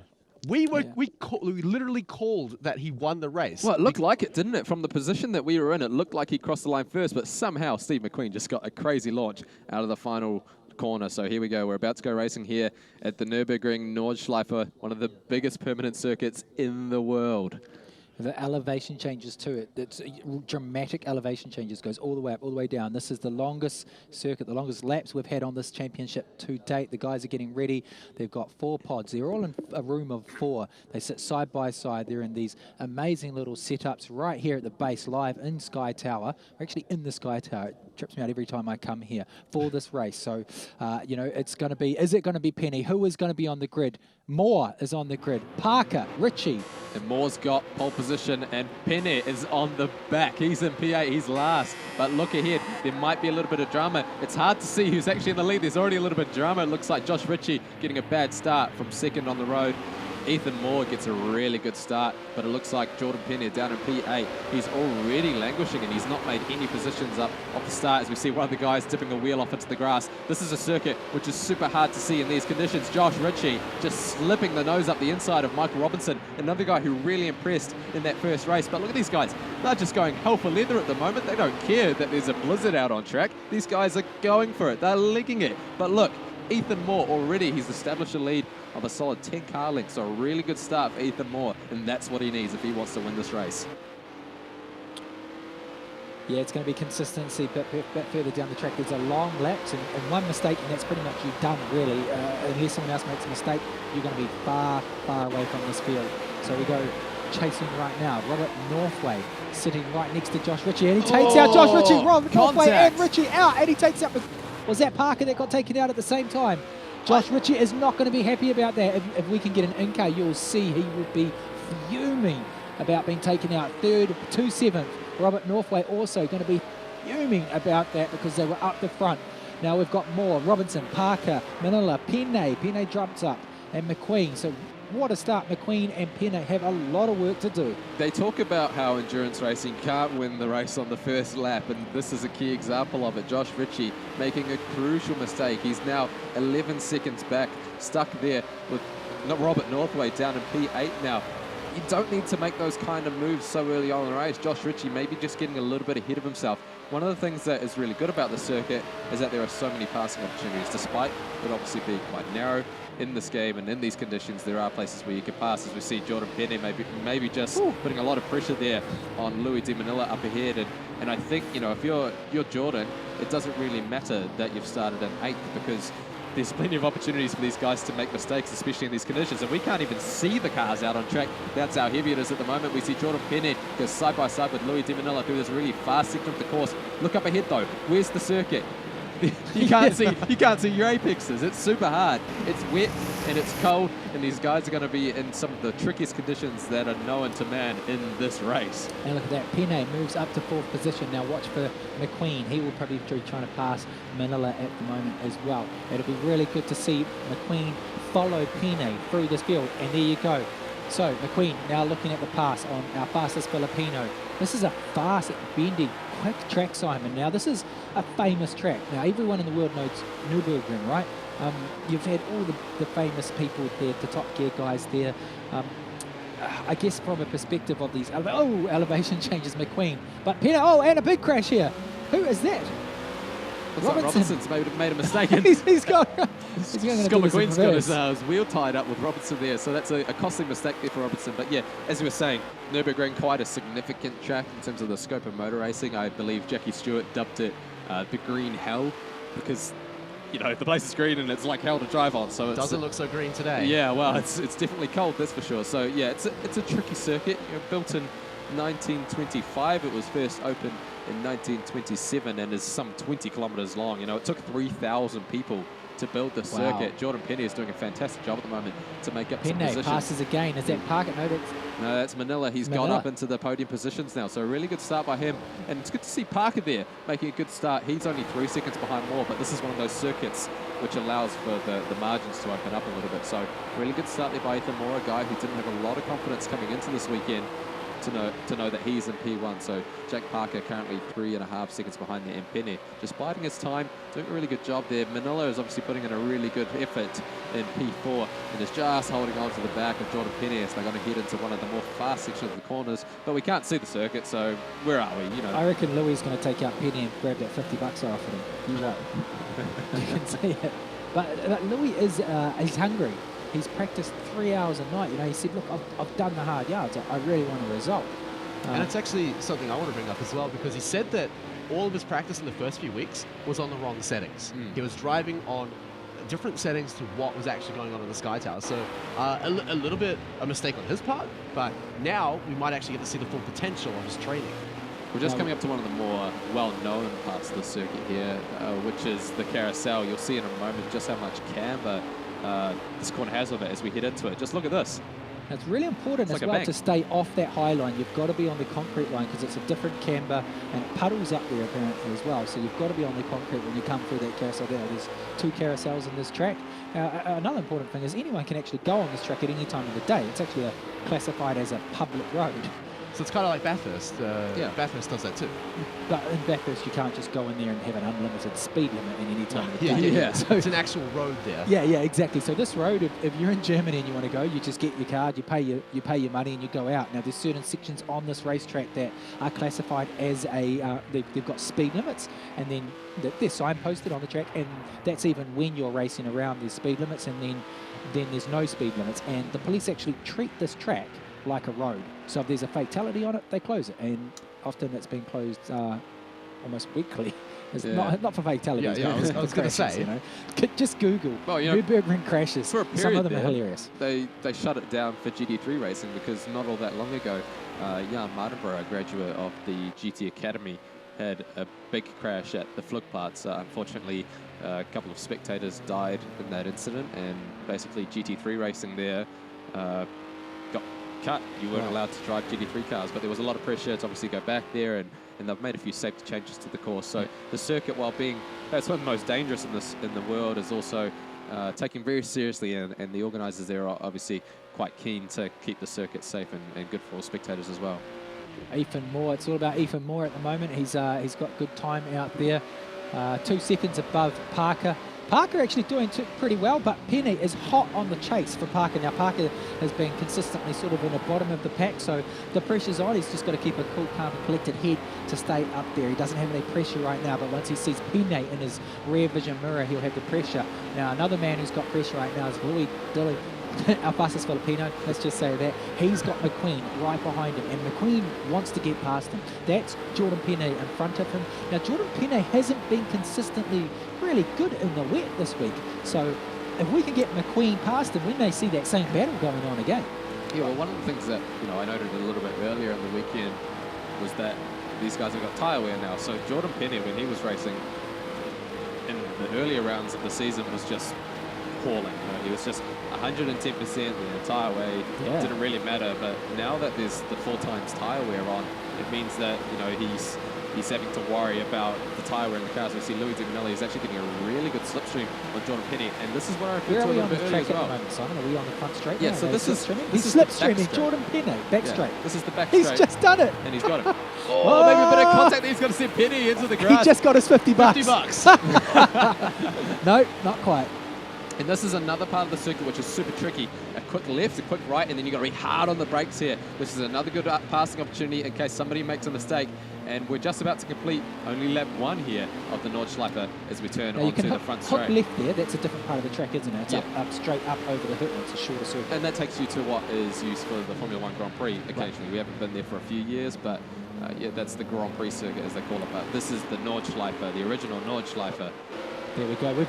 We've got Scott McQueen right behind Jordan Penny. Now this is going to be cool. Hopefully these guys stay together, but good on the fastest Filipino. He's out there now in front of Penny, and he's going to keep these guys honest. Yeah, he's going to keep them bunched up, and he's going to keep them obviously just making sure they have a good little battle. More still 2 seconds ahead. Now you guys also may notice on the track all these. I've always wondered what those drawings were all over the track, and it's actually they close the track and they let the local schools come along and paint murals and stuff on the track. Never knew that. I always wondered. Crazy. Yeah. That's cool. Maybe Hampton Down should do that. See what Tony Quinn thinks about that.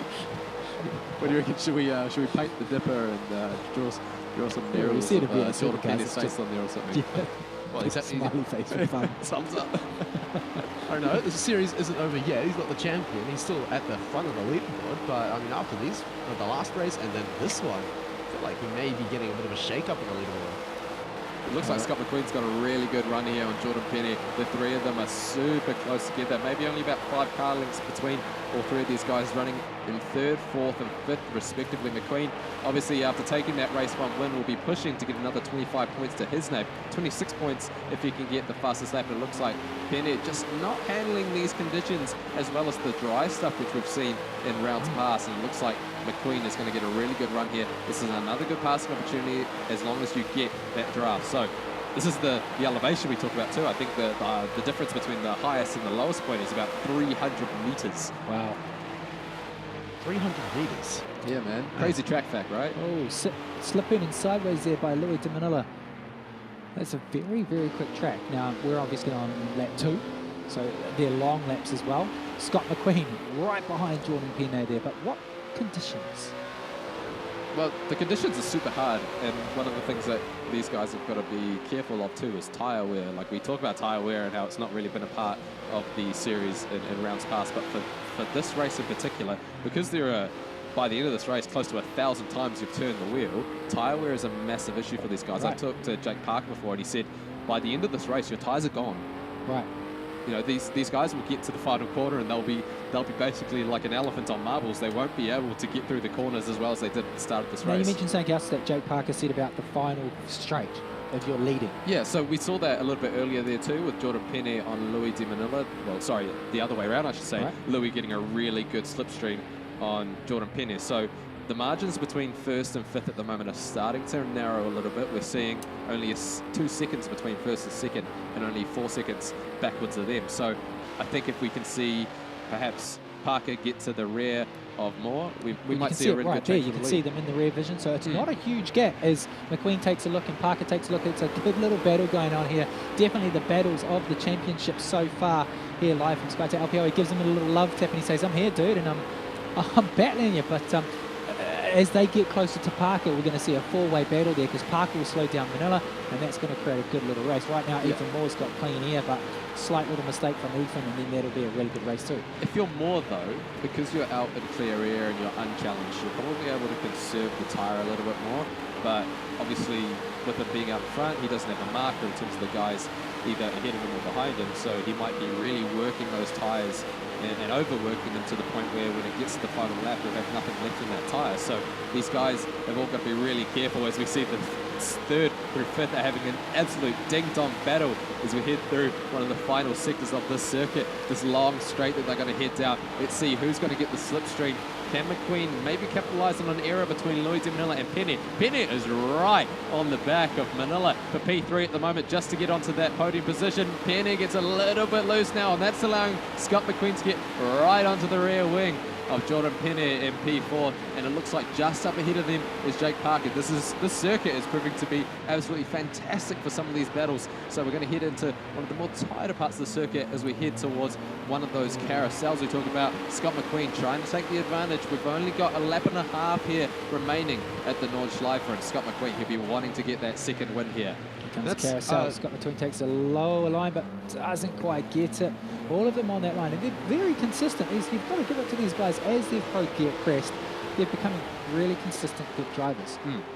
Yeah, absolutely. Now, I want to pose a question to you guys as well, because you're talking about pit strategies. There's only 3 laps, so they've only got one more opportunity to jump into that pit. Do they need to, or is it more about the tyre wear? Perhaps not. It's sort of it's a tricky question because the time that you spend in pit lane is obviously time that you're forfeiting on track. Whether or not you need to go onto a new set of tyres is probably not necessary. But, you know, we're seeing guys like Jake Parker who are falling back into the clutches of Louis Di Manila. Super impressed by Louis at the moment to be holding P3 at the moment ahead of the championship leader, Jordan Penney, akin to Rick Kelly winning on the weekend in the V8 Supercars Championship. So he win? Yeah, he won. So he got dropped by Nissan. Well, sorry. Did I say that? Okay. It was saying that Nissan's dropping Motorsport and that he needed to prove something, and then he goes out and wins. Yeah, you got to win. Murphy's Law, right? Hopefully, Hartley, same thing this weekend. All the media sort of having a play with the Formula 1 young star from New Zealand. And he's got the same sort of scenario this weekend where I'm not saying that he's going to get dropped or anything like that, but if he has a stellar weekend, it could line up his future. Well, that's the rumour at least floating around at the moment, is that Brendan Hartley's potentially on the outer. It's only a rumour at this moment. There's a few outlets who have picked up on it. There's no sort of real evidence behind it. Dr. Helmut Marko, who's leading that Red Bull driving development, has denied basically all claims around that.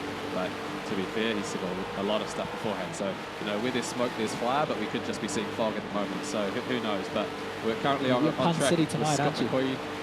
Close behind him is actually Josh Ritchie, who's actually 14 seconds in arrears. So those guys in 6th, 7th, and 8th are just are nowhere near the guys up in front. So a really good battle here between Parker, Manila, Penne, and McQueen. Yeah. Now Manila's slowly closing that gap between himself and Parker, but you've really got to give it to Manila because Jordan Penne has got quite a gap in between him and Manila. So there's no tactic here. They just can't catch him. And Parker can't catch Ethan Moore. So, commentator's curse maybe here. As you see on Louis' face, a big smile. He's a happy dude. That's the good thing about Louis, is that he doesn't let his mistakes get him down. He just tries to learn from them after the fact, right? He'll go back, he'll watch the show and realize, okay, this is what I did wrong, let's try and fix it. So this is that really long straight that we talked about where there's a really good passing opportunity as we actually cut to Ethan Moore now. So we'll miss any passing opportunities potentially down the order, unfortunately, at the moment. But Penne will be looking to capitalise on that draft that he can get in P4 at the moment. So we'll hopefully cut back to them soon and maybe see the battle. Taking it. Penne, he's going to send it to the outside. Can he get the move done? It looks like Scott McQueen's going to join the battle too. Can he maybe get up inside the top 3 now? Penne easily takes P3 of Louis Di Manila, but can Scott McQueen send it down the inside? It doesn't look like he's got the momentum at the moment, but there, just up ahead of all of them, is Jake Parker. That margin between the 2nd through to 4th battle is really narrowing at the moment, Brendan. Yeah, so I totally chucked me under the bus there. Louis gone! He's on the wall! Oh, rookie mistake. That changes the game. Props. And you've really got to feel for Louis because he was doing such a game. Did he get a little bump by McQueen? I don't think so. I think he just got super loose and super wide onto that front straight here. We're going to watch the replay. Yeah, it looks like Manila just got loose all on his own, just dropped one of those left rear wheels onto the grass, and that's just sent him to the back of that pack. So now he's 6 seconds in arrears of these guys, and McQueen has just been handed P4 on the road. Penne just up ahead in P3 now. That margin between the top 5 has sort of started to get out a little 6 seconds. Look at that, 6 seconds between Manila and Ritchie. Ritchie, we talked about it. You saw him putting his head down on the steering wheel, and he's one of those guys that maybe just lets some mistakes affect his next race. And you can't do that in motorsport generally. If you take that to the next race, you're not going to have a clear head. But this is the battle we're going to want to see. This is the McQueen-Penne battle. I want to see these guys go at it. Now, we're on lap 3 of 3. This is the last lap. Doesn't feel like it. It's gone really quick. Yeah, definitely. It's a credit, too, to a guy like Ethan Moore up the front as well. He's currently 3.5 seconds ahead of Jordan Penne. And for a guy who's not really indicated any reason to sort of back him, he's put on an absolute clinic here this evening here at Sky City. So big ups to Ethan Moore. We hope he can hold on to the lead. We don't really want to put the mockers on him as we see Jordan Penne. Jordan Penne chucks it away. He's been gone And we're off watching into the McQueen. grass as he's Beautiful tried pass. to catch it even more, and McQueen goes down the inside and gets P2. So can Ethan Moore in the lead hold on to that lead? Because it looks like Penny was actually catching up to Moore at the time. Sorry, Parker, I should say. Yeah, no one's catching Ethan Moore at this point. No, well, he's 3 seconds out in front, isn't he? Now McQueen just slips it on, and they're sledging quite a bit into these corners, but they're keeping it on the track. Now McQueen will have his eyes on one thing, and that will be second for Parker, which will give him crucial championship points and propel him up in this championship as he gets a bit sideways coming out there. Got to watch out for those white lines. Got to watch out for those rumble strips. They're so slippery. And as you saw with Louis, he just chucked it away, and he's going to be gutted. He smiled, but would have been an epic finish there for Louis, and not as much water build up on this track in this blizzard. Yeah, well, there's a lot of camber on this circuit, and talking to some of the drivers before, they said, you know, it's a little bit odd, really, that it doesn't really puddle like some of the circuits, like they went to Hockenheim, and there were a lot of rivers. But because of the undulation of the circuit, obviously that allows the water to run off a little bit. And even in the 24 hours of Nürburgring, we don't really see the puddling being too much of an issue. So the circuit is another one of those ones that actually has good drainage. You touch on 24 hours. It's a 24-hour race on this track. Now, you've got to think, how long is this track? 20... How many kilometres? 20 kilometres, depending on which configuration, sometimes 26. Oh, is that McQueen? It is Parker. McQueen! No, Jordan Parker. Penney! Is it Parker? Parker's That's gone onto the wall. So Parker's forfeited P2 on the road, and McQueen has gone up into second. So Louis De Manila has actually done a really good job. He's got up into P3 now, and he'll be blocking Penney. Well, maybe just one of those rookie mistakes that we've seen from him. It's surprising to see a mistake like that from Parker, considering he was just so clear out in front. And this is what you can talk about, you know. It's the last lap. You could be cruising, and all of a sudden you just a lapse of concentration, and you lose it. And here we go, Jordan Penney on the back of Louis De Manila. Can he slot it down the inside, down the straight? Manila, he's going to try and cover him. Penney goes onto the grass, but can't quite get the move done. Maybe he gets the up and under through this section of the corner. Oh, it looks like Parker's in his rear as well. So Parker, he's back in it, trying to get back onto the podium here. Manila, an impressive drive from him to get back onto the podium, considering he put her in the wall only a few moments ago. Now there's only one step available for these three drivers, and it's the third step. As Penney now takes a look on the outside. Come on, give him a nudge. And he's going to get it. Give him a nudge. Oh, outside, beautiful job there. Contact, Jake Parker goes into the wall with Louis De Manila. Oh, I was hoping it might be Penny who got the nudge, but it's actually Louis. He's gone around, and Penny has been gifted. And P3 and Josh Ritchie goes flying right into P5. So, the benefactor of all of that has been Jordan Penny, who's gone into P3 now. Parker gets into P4 and Ritchie up into P5, but out in front, Moore currently holding a 3.5 second lead, and McQueen just not able to catch up to him. And Penny, he's well back, about 5 seconds. Oh man, could this race get any more dramatic? Do we have a track map to show everyone's positions in this?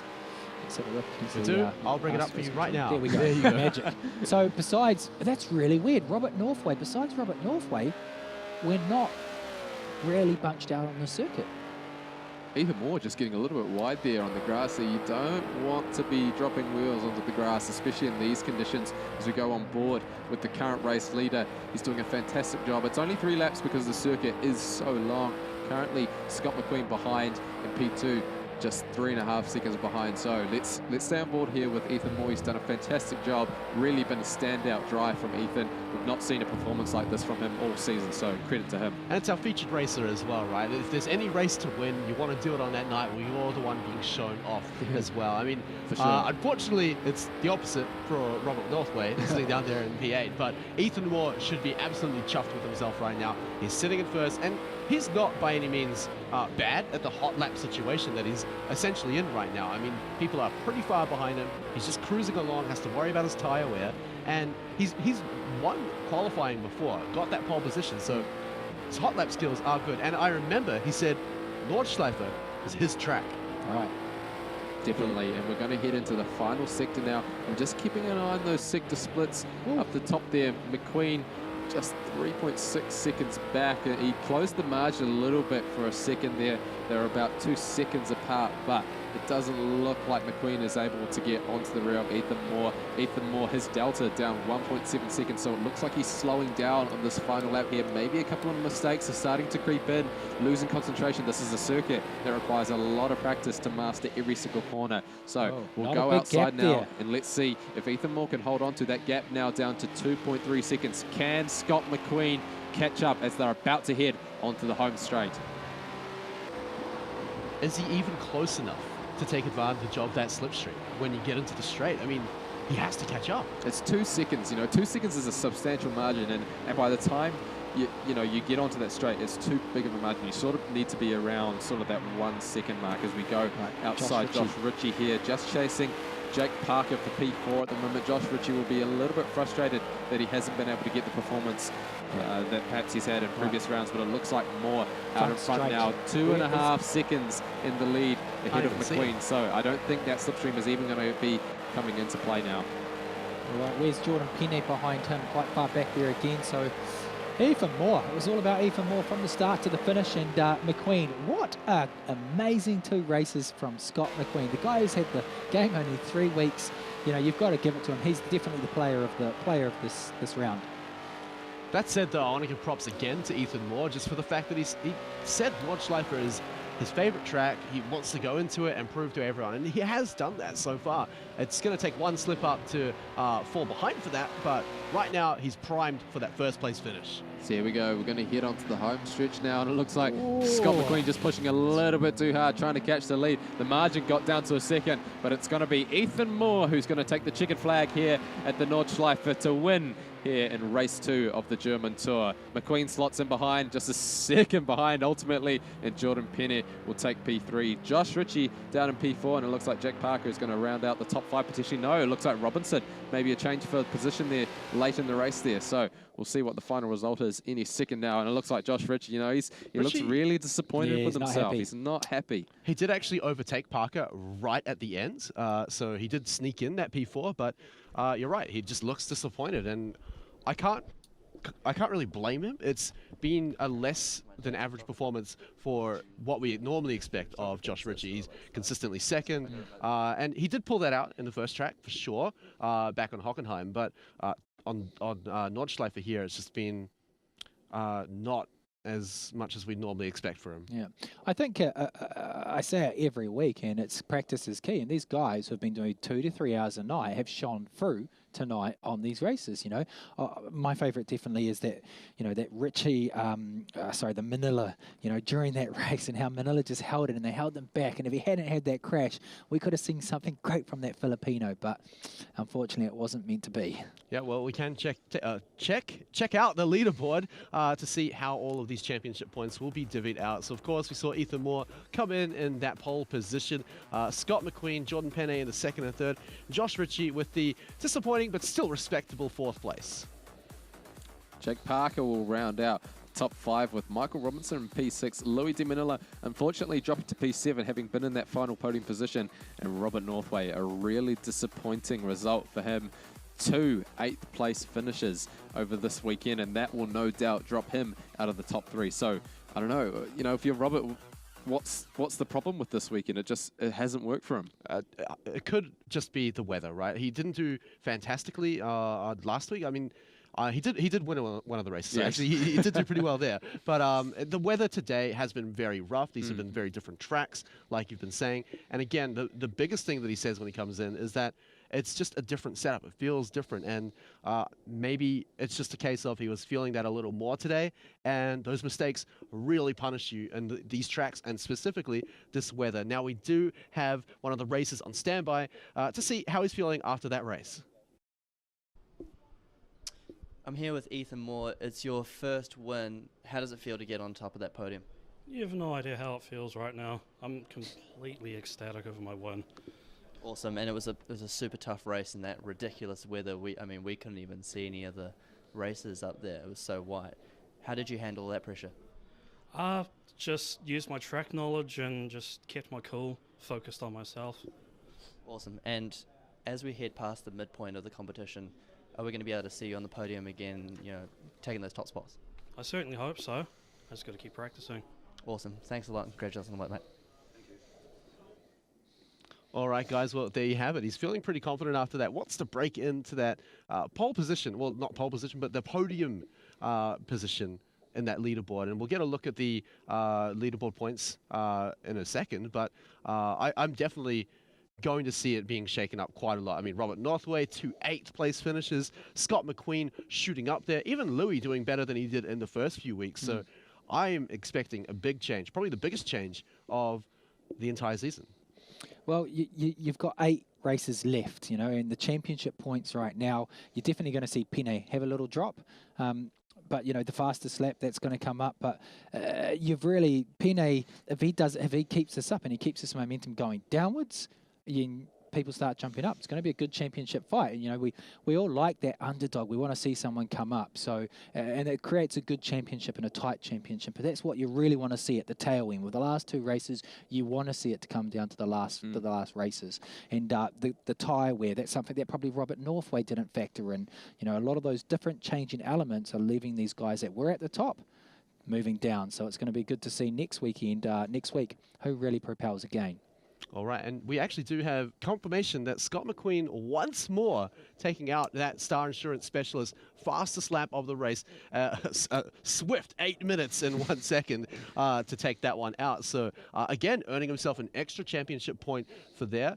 So again, probably one of the most impressive performances out of him so far. I want to pose a quick question to you, Simon. Would you say that Nordschleife has been the hardest track and will continue to be the hardest track that these races will have faced?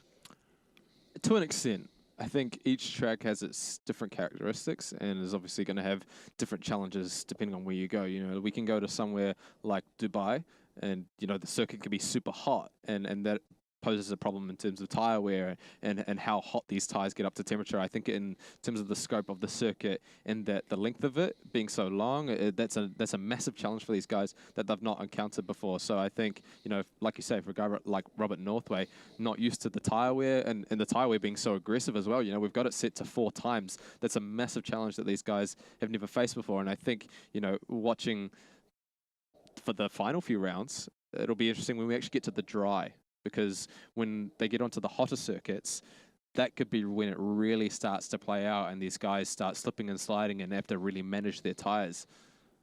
All right, guys. Well, let's take a look at the championship points, the leaderboard, to see where all of the races are right now. Jordan Pene still right there at the top, 170. Josh Ritchie, despite finishing a little bit less than average for his normal performances, in second with 130. But Scott McQueen lightening up that leaderboard with 114 points, now in 3rd place. Yeah, you got Robert Northway, which is surprising after his one there, but those 1 points always count. So he's sitting at 95. Ethan Moore jumps out a bit there after the great finish. Louis Dumanilla, you know, Jake Kennedy and Michael Robinson still sitting down the bottom of that pack. It was nearly Louis' week this week, but not just quite there. But I think with the more practice next week, he's going to definitely see it. But Jordan Pene still out on top for the Driver Championship points, but Scott McQueen, 114. What an effort from that young man. Look, I mean, Scott McQueen, importantly, he's into the money, right? Like, that, top 3 positions, those are the only ones that are going to hand out cash, and that's, at the end of the day, what you want. And so he's finally broken into that.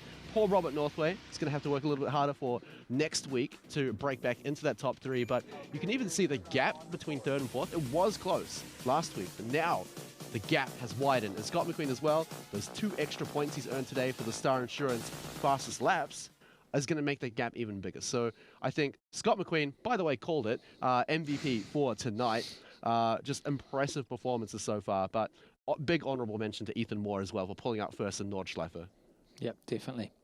Yeah, all right. I think Robert Northway might have a bit of pressure on from the missus at home now, knowing that he's out of the top 3 running and he's not in that prize money to go on that honeymoon. So Robert Northway, you got to pick up the pace, mate. Yeah, absolutely. And you've got to mention as well, like, a bit of pressure on him from THR eSports as well. I mean, it's always great to be picked up. I'm sure they'll be cheering on him for next week. But again, it's disappointing to come 8th in front of essentially your big dad company. So instead, guys, look, it's been a fantastic 2 tracks we've seen today. Some very punishing conditions. We'll lighten up on those a little bit in the weeks to come. But guys, It's going to be ending here for us tonight. But before we leave you, if you want to earn yourself a copy of the game, make sure you jump onto Twitter, tweet at Let's Play Live HQ with the hashtag ProjectCars2NZ and tell us what your dream car is, any car in the world, and you can go in the draw to win a copy of the game. But ladies and gentlemen, this has been us tonight for the Star Insurance Specialist Project Cars 2 New Zealand Championship, held here in the heart of Auckland City at LPL Studios in the Sky Tower itself, and we hope to see you again next time. So, for everyone watching, we'll see you next week. This Let's Play Live presentation was brought to you by Star Insurance Specialists, New Zealand's leading niche vehicle insurance provider. Sky City, world-class entertainment. Logitech G, gaming with science. And Samsung, redefine the game.